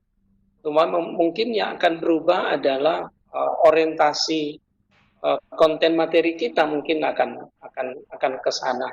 Oleh karena itu pembelajaran ke depan ini ya sudah harus berbasis masalah, harus berbasis project, dan kemudian discovery sudah harus seperti itu, sehingga anak-anak itu betul-betul kita latih bagaimana mereka memiliki kemampuan literasi yang tinggi dan juga kemampuan numerasi yang kuat. Yang berikut nanti ke depan tetap akan berbasis mata pelajaran juga. Memang kalau kita lihat soal yang baru keluar, ya kadang-kadang teman-teman di guru yang bukan matematik merasa, wah ini pelajaran saya tidak muncul. Tapi kalau kita lihat soal-soal yang ada di PISA, itu dia juga berbasis mata pelajaran. Jadi ada mata-mata pelajaran lain, itu nanti dia muncul di soal, dan nanti disitulah kemampuan yang diuji itu untuk bisa berpikir tingkat tinggi untuk bisa membuat kesimpulan, membuat keputusan untuk menjawab soal-soal tersebut. Jadi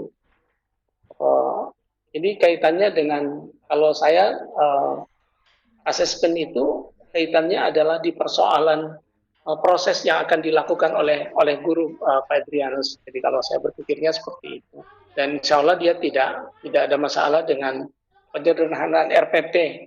Jadi kalau HKM nanti kita lebih fokus ke soal-soal yang sebagaimana model PISA dan model TIMSS.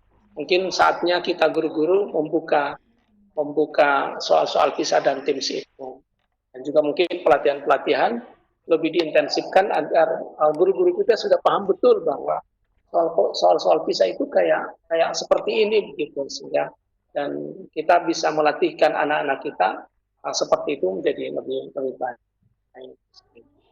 Kemudian yang berikutnya, ini di problematika Merdeka Belajar ini, saya mencantumkan the work of teachers is politically and social constructive ini, karena di beberapa riset itu memang ditemukan bahwa kenapa guru itu tidak bebas berkreasi, dia tidak bebas berinovasi, dan dia tidak bebas mengangkat persoalan-persoalan yang dia temui di dalam kelas, di ruang kelas, di ruang belajar, itu karena memang dia terkonstruk, ya. Jadi secara politik, ya, dia tidak boleh lari dari garis komando yang sudah dilakukan. Contoh seperti kasus yang disampaikan oleh teman-teman, misalnya bapak-bapak pengawas kita. Jadi kadang-kadang ketika kita berhadapan dengan pengawas, itu guru itu menjadi orang yang lemah. Dia tidak bisa berbuat apa-apa. Secara politik dia tidak bisa melakukan apa-apa. Dia harus tunduk dan taat apa yang sudah dilakukan. Dan ini berakibat kreativitas mati, ya. Jadi dia tidak muncul kerja guru itu dikonstruksi secara politik. Ini problema yang muncul di kita. Demikian juga sosial konstruktif. Jadi kadang-kadang yang bahasa yang sering kita dengar itu, kalau anak-anak berprestasi, ya pasti orang tua lah yang, jadi ini anaknya siapa, pasti anaknya itu. Tapi kalau anak-anak bermasalah, pasti yang ditanya sekolahnya di mana, gurunya bagaimana. Jadi itu yang ini, sehingga konstruksi sosial terhadap kerja guru itu menjadi tidak membuat guru itu ada ruang untuk lebih menggali apa yang dia tahu tentang anak, tentang siswa itu, untuk dia bimbing, diarahkan menjadi orang yang memiliki pribadi yang lebih baik.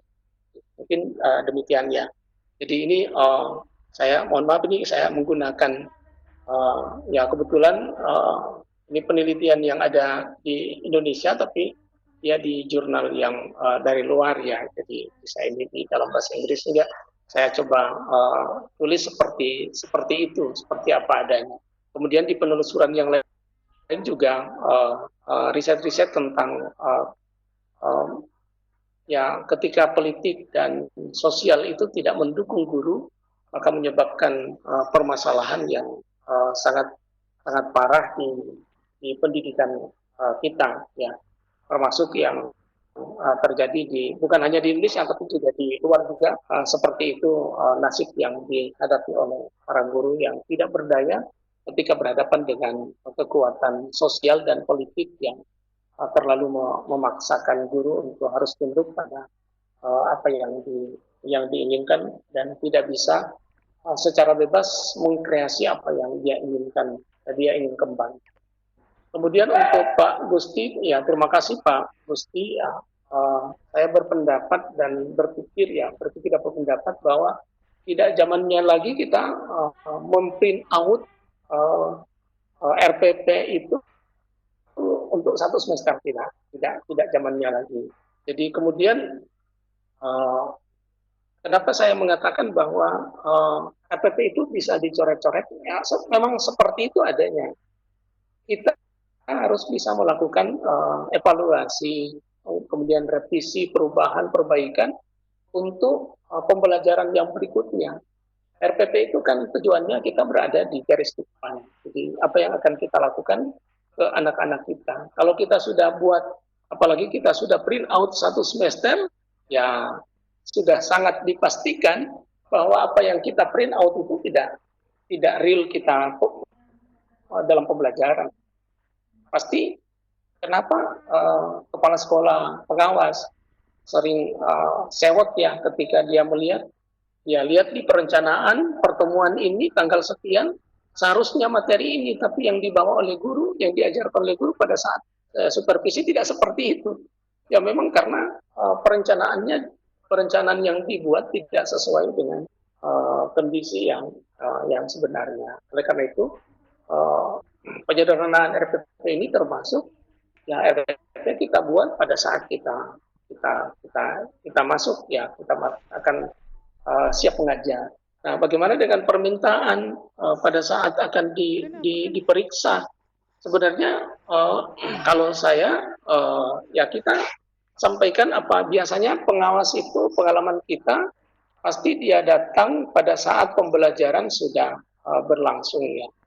Jadi misalnya sudah 2 pekan, 3 pekan baru mereka datang ke kita. Kalau pembelajaran belum berlangsung, biasanya pembicaraan akan berada pada bagaimana RPP yang akan dirancang. Jadi dia belum melakukan pemeriksaan, apalagi terhadap RPP. Nah pada saat beliau atau kita datang, pasti sudah ada RPP yang sudah kita buat.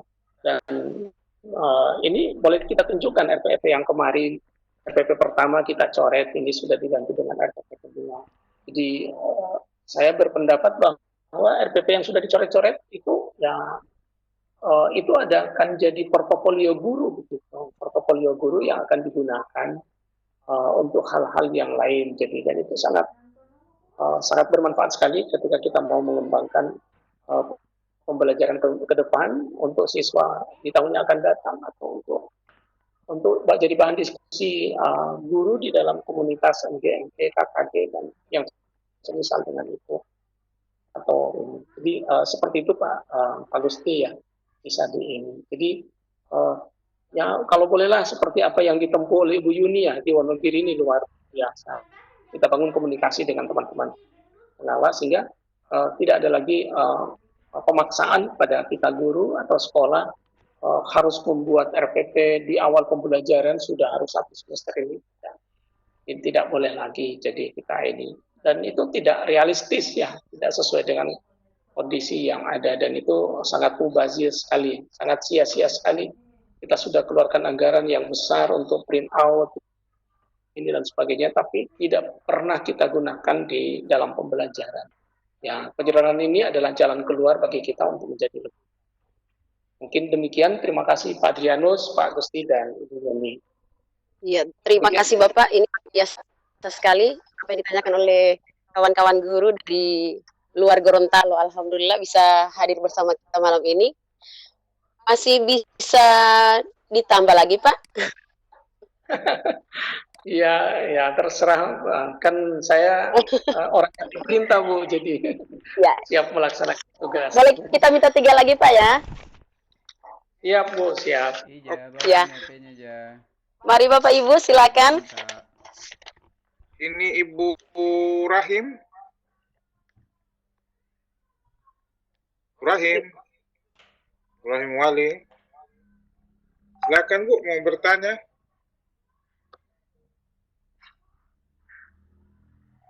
Ya, Ibu Rahim ya, Ibu Rahim atau Bapak Rahim, mohon maaf.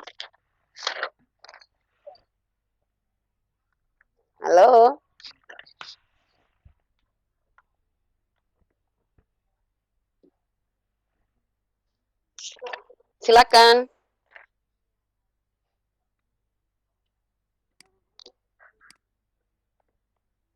Oke, kalau ini belum Ya, silakan yang Bapak Ibu lainnya yang ingin menyampaikan pertanyaan kepada narasumber kita malam ini.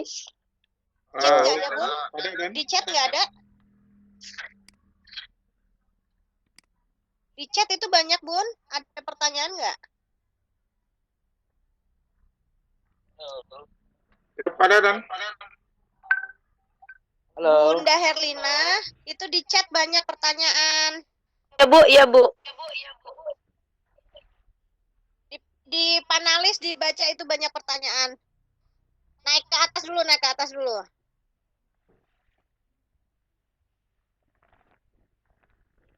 Ada pertanyaan dari Bu Siti Jumilati Pemalang, udah ya? Udah belum itu? Belum Bu, belum. Ya itu silahkan dibacakan Bunda. Atau mau saya bacakan Pak Yusnan? Bacakan Bu Um. Baik, ini dari Bunda Siti Jumilati Pemalang. Saat saya menyusun RPP sederhana, saya terbentur dengan aturan 5M dan sintak pembelajaran yang harus tercover dalam langkah-langkah pembelajaran. Karena otomatis saya akan membuat deskripsi yang panjang agar 5M dan sintak dapat muncul di dalam RPP tersebut. Pertanyaan, apakah 5M dan sintak pembelajaran harus ada atau boleh dihilangkan dalam RPP? Silakan Pak Yusnan. Ya, baik, terima kasih. Ya, itu yang saya sampaikan dalam RPP yang sangat sederhana ini, sintaks dan lain sebagainya itu sudah ada di kepala guru. Jadi tidak mesti harus ditulis. Tapi kalau misalnya ditulis, ya yang penting tidak mengganggu tugas guru untuk fokus orientasinya pada, kan kita efektif, efisien, dan orientasi pada murid. Ini jadi yang harus kita ini. Oleh karena itu, tidak usah kita benturkan RPP sederhana ini dengan 5M, dengan sintaks-sintaks yang banyak-banyak itu. Ya kita buat singkat-singkat saja sintaksnya. Jadi yang penting apa yang singkat itu kita guru paham dan kita bisa jelaskan kepada orang lain. Dan yang paling penting adalah dapat kita aplikasikan di kelas. Oleh karena itu jawaban saja, kalau kita mau menulis, ya silakan saja. Tapi kalau saya secara pribadi, ya kita sederhanakan saja, tidak usah kita repot-repot. Yang penting 5M dan sintaksnya itu sudah ada sudah dimiliki oleh guru, itu yang paling penting. Mungkin demikian Bu Umi.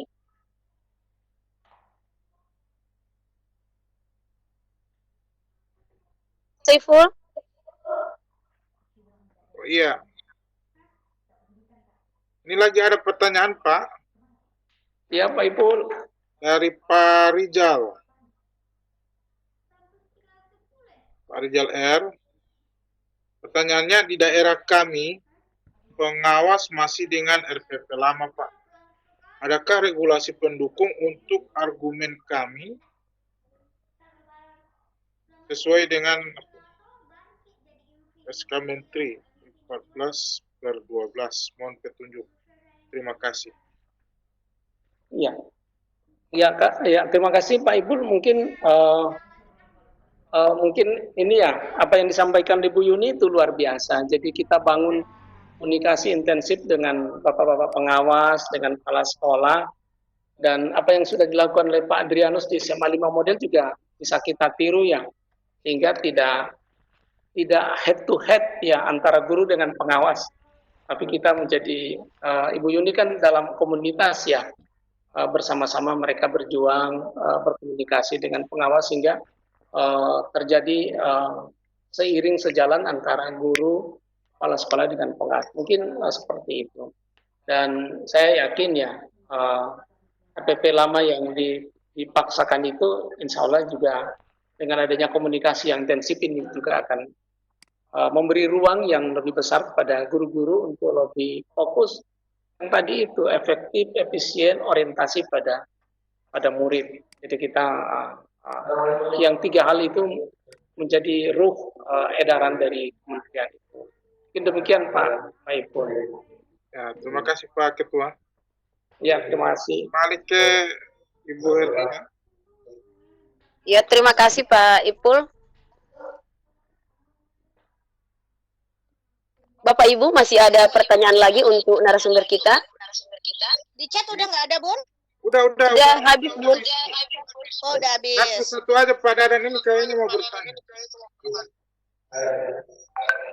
Pak Dadan? Iya, halo. Ya, silakan Pak.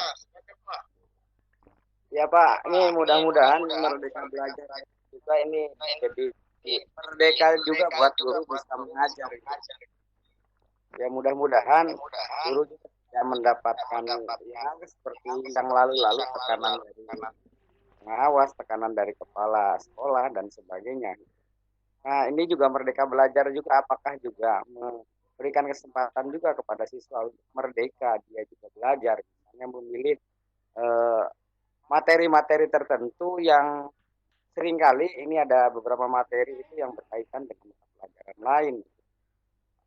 Apakah dimungkinkan mereka juga melakukan hal itu sehingga seperti tadi disampaikan oleh Pak Yohana tadi bahwa materi RPP yang pertama itu bisa dijadikan sebagai bahan untuk evaluasi pertemuan berikutnya ataupun di tahun-tahun yang akan datang.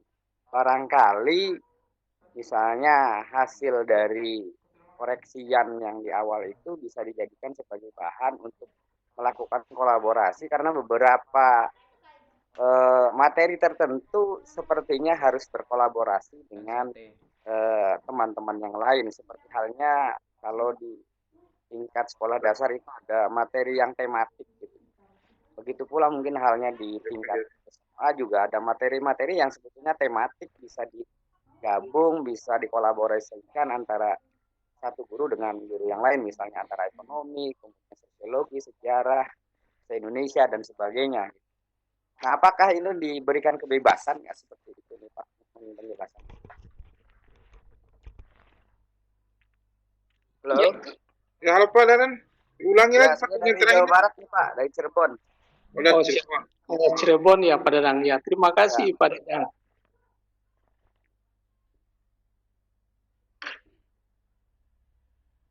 Ya, silakan Pak Yusnan, silakan. Ya, baik. Terima kasih Pak Dadang. Luar biasa nih Pak Dadang. Jadi kita sepakat ya bahwa format RPP itu tidak ada. Jadi ini yang kita sepakat. Jadi guru itu dia memiliki kebebasan untuk membuat, memilih, mengembangkan dan menggunakan RPP yang dia yakini bahwa itu bisa membuat ada 3 prinsip yang disampaikan: efektif, efisien, dan orientasi pada siswa. Itu kalau ini bisa dilakukan, saya pikir ini bisa dilakukan oleh para guru ya. Jadi untuk lebih bebas, merdeka di dalam penyederhanaan RPP ini. Dan ya insya Allah apa yang menjadi harapan Pak Dadang, kita bisa berkolaborasi, bisa berbagi. Ini juga mudah-mudahan dengan adanya Gosmart ini dan aktivitas daring yang lain yang dilakukan ini akan membantu kita guru-guru Nusantara ini bisa lebih baik untuk sama-sama sharing ya. Dan dalam pertemuan ini mungkin saya mohon ini bisa berpartisipasi ya, sampaikan apa yang sudah terjadi di mereka seperti best practice ya, seperti yang disampaikan oleh Ibu Yuni, oleh Pak Adrianus, ini juga sangat luar biasa ya, bisa berbagi sesama kita, dan ini sangat penting untuk kita bisa laksanakan bersama. Bisa mungkin demikian Ibu ini. Ya. Terima kasih Pak. Masih ada pertanyaan lagi dari Ibu Mariani dari SMK Taruna Bahari Gorut. Bagaimana dengan penilaian di konsep RPP sederhana? Apakah bisa penilaian pengetahuan dan keterampilan dibuat terpisah? Karena seyogyanya pengetahuan dan keterampilan kan dinilai seiring, sejalan, seirama. Apakah di konsep RPP yang sederhana bisa dibuat terpisah atau tetap wajib sejalan, seirama? Ya, baik.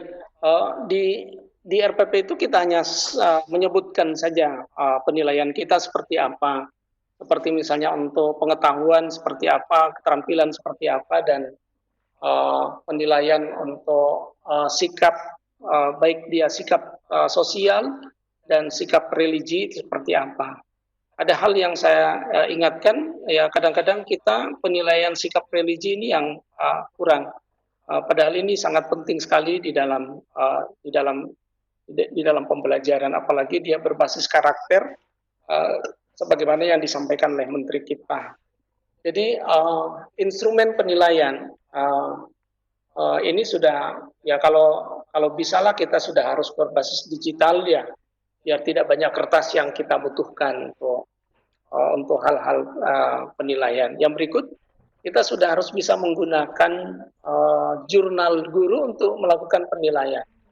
Ya seperti misalnya sikap itu kan ketentuannya adalah anak-anak kita pada prinsipnya mereka punya sikap nilai B yang baik.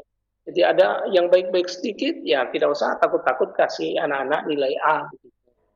Jadi demikian juga kalau dia misalnya agak kurang-kurang, ya kita kasih C lah. Kalau banyak penyimpangannya begitu, ya kita kasih C, dan ya kita menghindari memberikan nilai apalagi di raport pada anak-anak kita dengan nilai yang D khusus untuk sikap.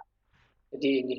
Tetapi yang paling penting dengan adanya RPP belajar ini, RPP Merdeka Belajar ini adalah catatan-catatan yang kita buat untuk perbaikan. Contoh ya, misalnya ada perilaku siswa kita, misalnya di persoalan sikapnya di dalam pembelajaran yang terlihat bahwa misalnya dia tidak atau dia tidak mau bekerja, dia tidak jujur dan sebagainya, tuliskan di jurnal kita atau ada catatan-catatan yang lain sebagai bahan untuk membina kita yang lebih baik ke depan. Dan bagi kita guru-guru untuk berdiskusi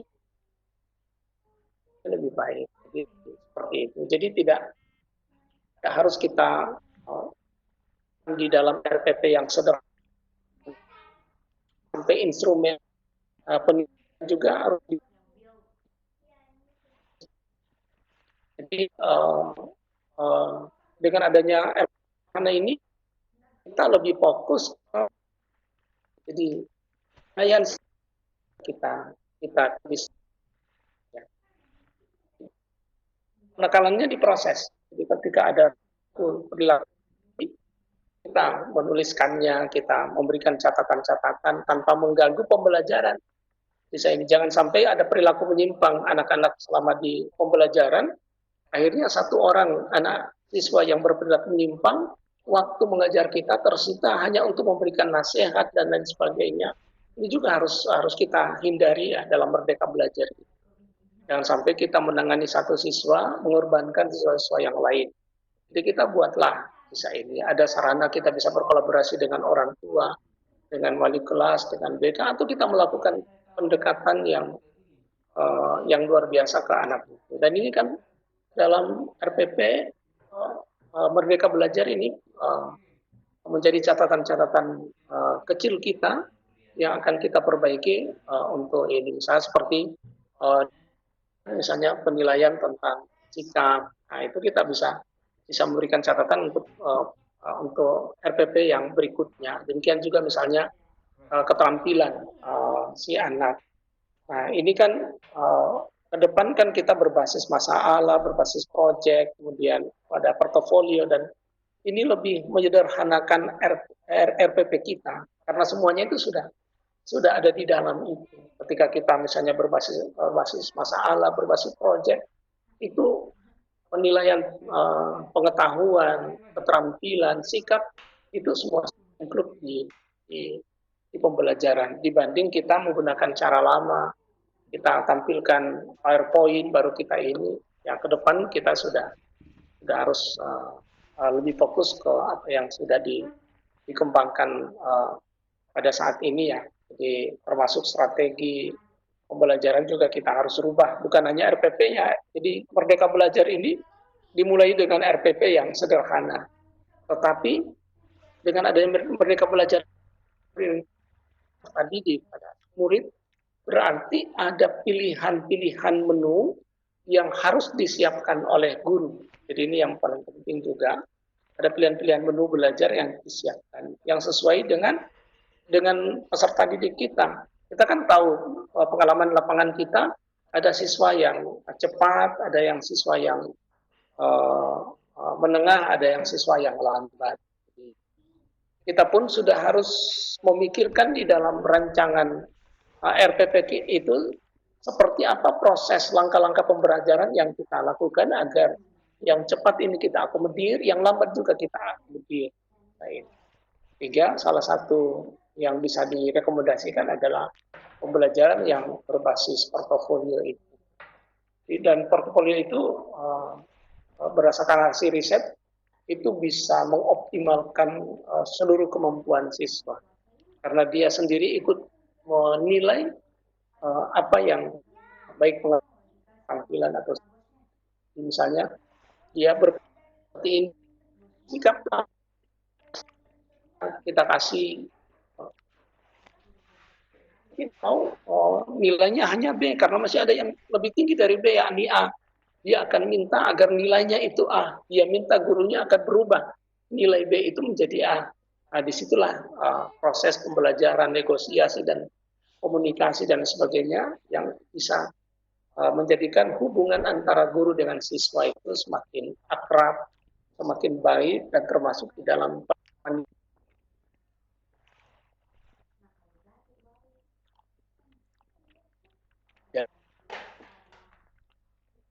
mungkin demi Erlina bisa.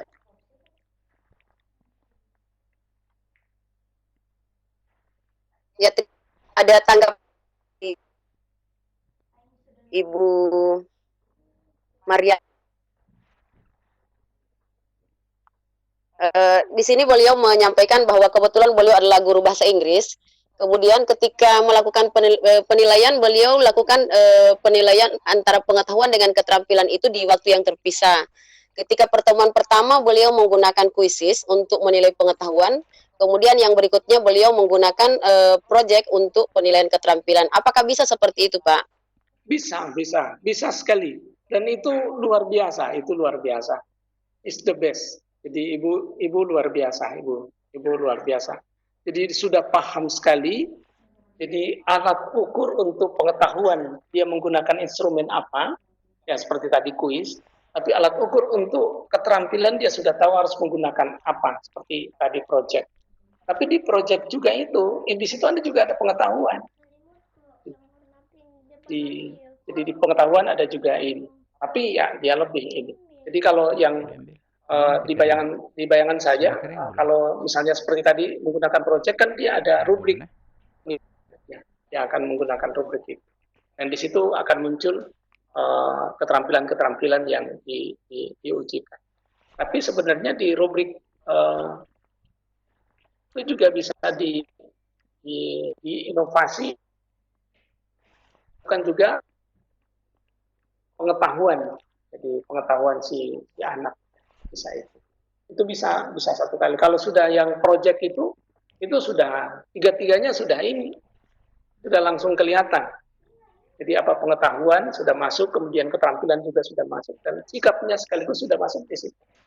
Makanya ke depan lebih direkomendasikan untuk yang proyek berbasis masalah dan discovery dan yang semisal dengan itu, termasuk portofolio.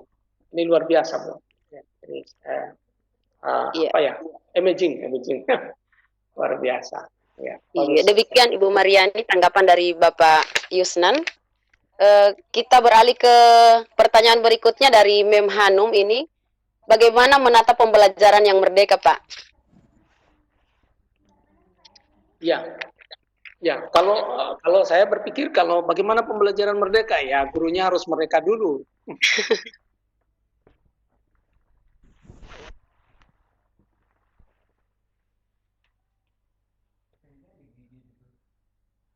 Bagaimana guru yang merdeka? Guru yang merdeka, ya dia apa ya?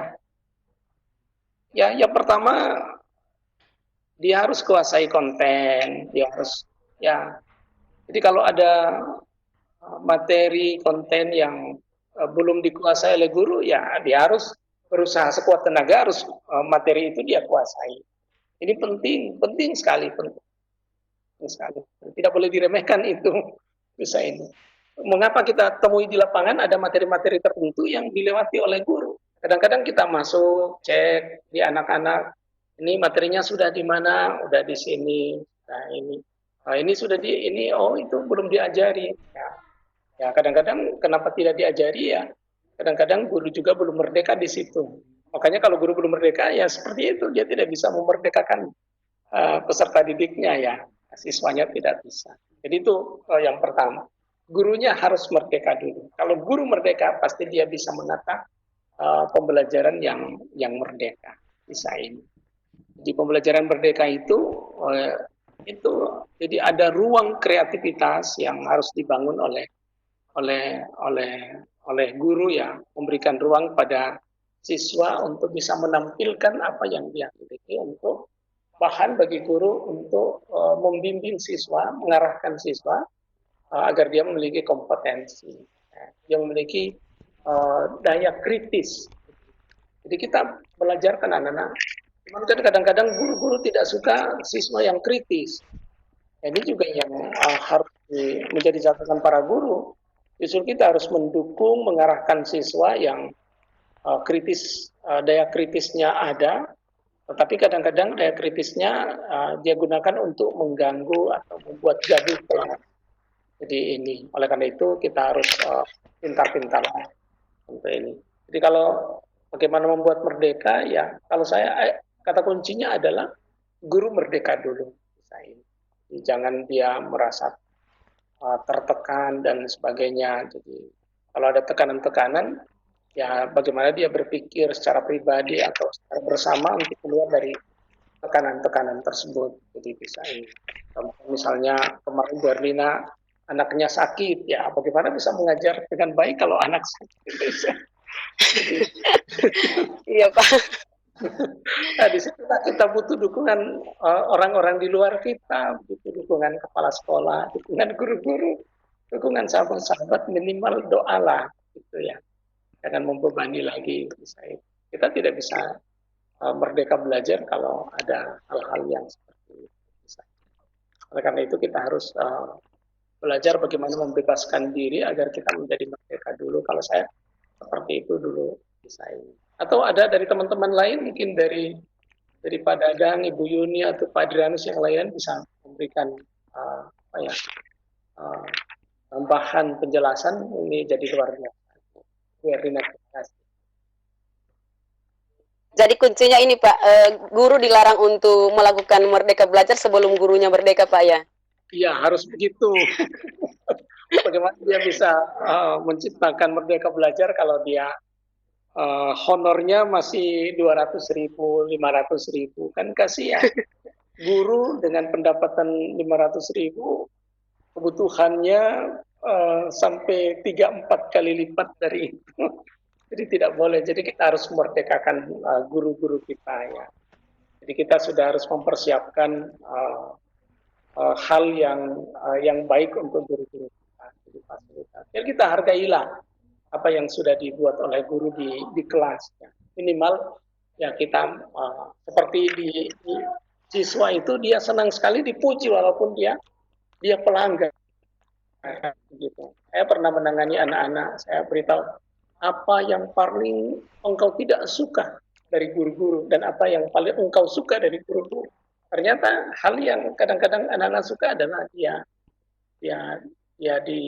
dipuji begitu. Ya, dan hal yang paling dia tidak suka adalah mempermalukan dia di hadapan teman-teman yang lain. Walaupun apa yang dilakukan oleh guru itu diakui bahwa hal yang benar. Saya pikir seperti itu. Jadi gurunya harus merdeka dulu, Bu. Iya, harus merdeka dulu, Pak. Masih ada pertanyaan lanjutan, Pak, dari Mem Hanum ini. Apakah harus memanfaatkan IT? Padahal sejauh ini masih banyak guru yang belum mampu. Kemudian beliau menyampaikan, Bagaimana guru mendekonstruksi pembelajaran menuju pembelajaran yang merdeka? Ya. Silakan Bapak. Ya, yang pertama IT itu adalah alat bantu, dia tools ya. Jadi IT tidak bisa menggantikan guru, itu yang paling penting. Jadi jangan sampai hanya karena ada IT lalu kita buatkan video, baru kita kasih anak-anak nonton video, baru kita tinggalkan anak-anak di kelas. Ini juga jadi jangan, apalagi sudah dengan adanya daring itu, ya kita sudah mengandalkan daring. Ini juga kita harus hindari. Jadi kalau saya ditanya IT, saya pasti akan menjawab IT harus ya. Bagaimana dengan guru-guru yang belum bisa IT? Ya kalau saya harus bisa IT begitu. Karena IT itu untuk membantu kita seperti misalnya jurnal pembelajaran. Sebenarnya kalau jurnal pembelajaran yang sederhana kita pakai Google Form. Jadi ketika guru itu apa yang terjadi di kelas langsung dia input, dia masukkan, itu langsung di kepala sekolah, di kurikulum, di guru-guru itu langsung rekod. Jadi, misalnya siswa yang tidak hadir pada jam pertama itu langsung muncul real, langsung saat itu muncul begitu, langsung ketahuan siapa-siapa yang tidak ada di kelas. Yang kalau misalnya kita sepakat siswa yang keluar kelas minta izin buang ludah atau apa, kita tulis di jurnal itu, ya itu langsung ketahuan. Sehingga kita tahu dalam satu semester siswa yang kuat buang ludah paling banyak nomor 1 itu siapa, ketahuan. Dalam 1 bulan yang kuat buang ludah, yang kuat kencing langsung ketahuan, karena terdigitalisasi dengan, jadi tersimpan dengan rapi. Bisa ini dan itu bisa kita analisis. Sehingga kalau ditanya di saya IT, ya haruslah untuk Merdeka Belajar ini agar kita tidak terbebani dengan urusan-urusan administratif yang panjang-panjang. Seperti di penilaian. Penilaian udah saatnya kita menggunakan instrumen-instrumen yang terdigitalisasi. Tidak pakai kertas-kertas yang banyak. Sekarang kan anak-anak rata-rata punya Android. Jadi kalau misalnya ada kuis, ada angket, udah langsung dibagi, di-share saja sama anak-anak. Dia langsung centang-centang, sudah langsung muncul di kita, langsung kita analisis. Udah langsung muncul semuanya. Jadi oleh karena itu, ya harus ya teman-teman guru ini yang belum akrab dengan IT ya, belajarlah pelan-pelan lah. Ya, tapi kalau bisa berlari cepat, ya harus berlari cepat lah. Bisa ini. Jangan hanya karena belum tahu IT baru membiarkan diri tidak tahu IT. Mengajarlah kepada sesama teman-teman lah, jangan malu bertanya, kan kunci tidak tahu bertanya saja. Kalau bertanya pasti tidak tahu akan menjadi selesai. Bisa ini. Kalau kita, kalau misalnya Ibu bertanya tentang bagaimana mau rekonstruksi ya, ini dekonstruksi atau rekonstruksi ya? Dekonstruksi Pak, dekonstruksi. Ini membongkar model pembelajaran lama menuju pembelajaran yang merdeka. Ya ini luar biasa kalau melakukan dekonstruksi ini. Jadi kalau ini kan sudah harus ya, saya berpikir mau rekonstruksi ya. Ya bisa ini. Tapi kalau melakukan dekonstruksi ya sudah merupakan keharusan. Karena ini kan sudah ada edaran dari kementerian.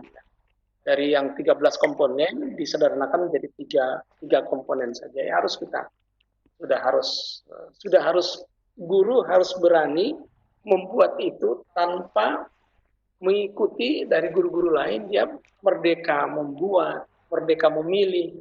Merdeka memilih itu kan berarti sudah ada yang model RPPA, B, C, D, E, F, G, H, ya tinggal dia pilih saja, oh yang sesuai dengan siswa saya RPPA, yang sesuai dengan siswa saya RPPB begitu. Sekarang kan sudah banyak sekali model-model RPP yang ada di dunia maya ya, tinggal kita sesuaikan dengan diri kita, dengan peserta didik kita, ya kita coba, kita boleh memilih. Jadi demikian juga boleh kita kembangkan.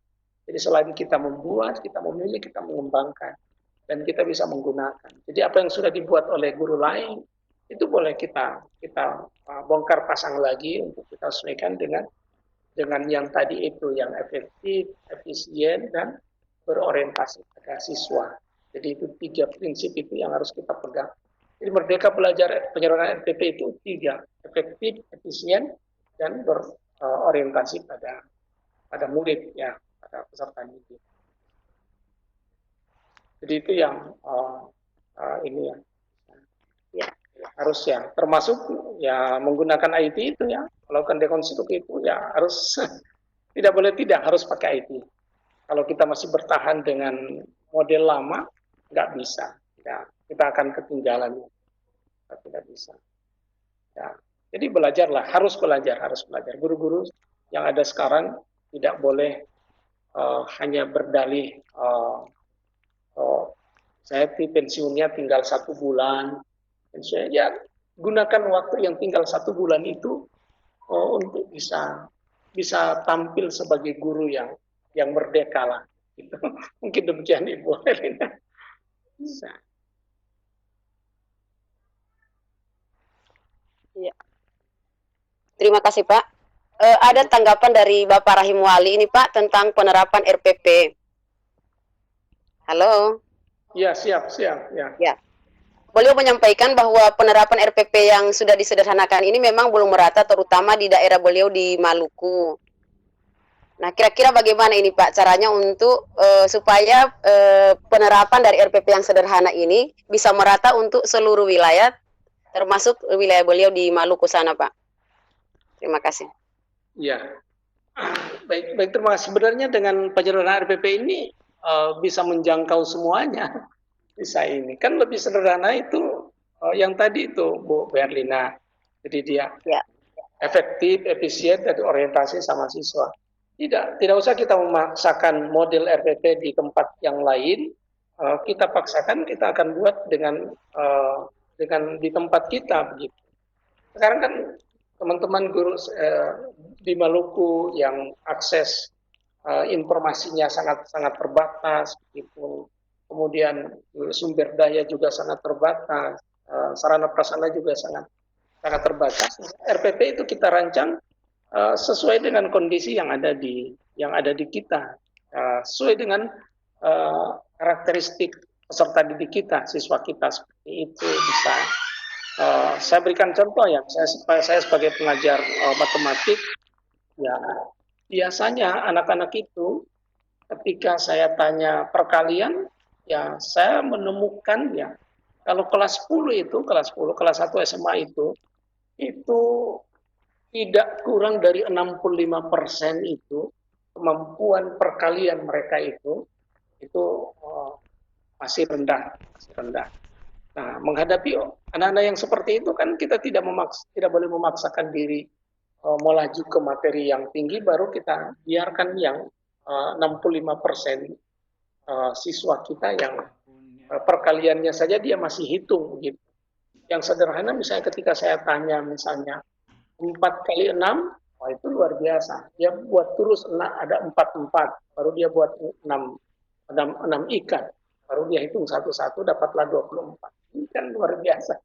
Dapat siswa seperti itu. Nah, kita juga dalam konteks seperti itu ya berarti ada penugasan yang harus kita kasih ke anak-anak. Dan penugasan itu akan menyatu dengan pembelajaran yang akan kita berikan di materi-materi. Seperti itu menurut saya di mata pelajaran yang lain. Jadi tidak ada masalah dengan teman-teman yang ada di daerah yang terjauh, terpencil, tidak harus mengikuti model RPP yang di sekolah lain. Kita sesuaikan dengan kondisi siswa kita. Yang penting kita buat itu dia efektif dan efisien. Jadi prinsip itu yang harus kita pegang. Seperti tadi ditanya apa harus ada 5M, harus ada sintaks dan sebagainya. Pertanyaan kita apakah dia efektif, efisien, orientasi pada siswa. Kadang-kadang efektif tapi tidak efisien. Karena dia efisien tidak efektif. Kadang-kadang kedua-duanya dapat tapi tidak berorientasi pada siswa. Oleh karena itu 3 itu yang harus kita pegang di dalam membuat Merdeka Belajar dengan penyelenggaraan RPP ini. Ibu Herlina. Ya, terima kasih Pak. Mungkin pertemuan kita di malam hari ini harus kita akhiri. Sekarang sudah pukul 22:11. Kami berikan kesempatan kepada Pak Yusnan untuk bisa memberikan kesimpulan akhir dari materi pada malam ini. Baik, terima kasih pada kesempatan yang berbahagia ini kami sampaikan saatnya kita merubah perkataan kita Merdeka Belajar satu lembar RPP menjadi Merdeka Belajar penyederhanaan RPP. Yang kedua, marilah kita berkomitmen untuk bisa mewujudkan Merdeka Belajar dalam hal ini penyederhanaan RPP yang kita mulai dari diri kita, dari komunitas kita, dan seterusnya sampai ke yang lebih luas. Yang ketiga, marilah kita saling berbagi, berkolaborasi antara satu sekolah dengan sekolah yang lain, antara guru dengan guru yang lain, antara komunitas guru dengan komunitas guru yang lain.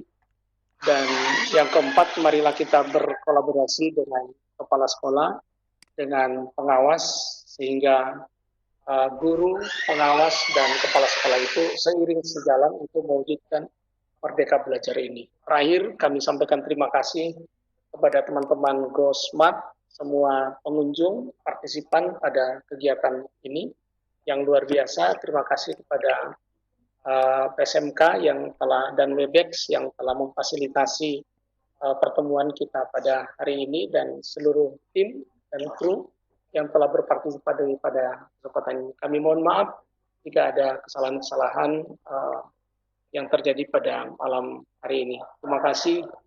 Salam persahabatan dan perjuangan dari kami di Gorontalo dan salam untuk Merdeka Belajar. Assalamualaikum warahmatullahi wabarakatuh. Waalaikumsalam warahmatullahi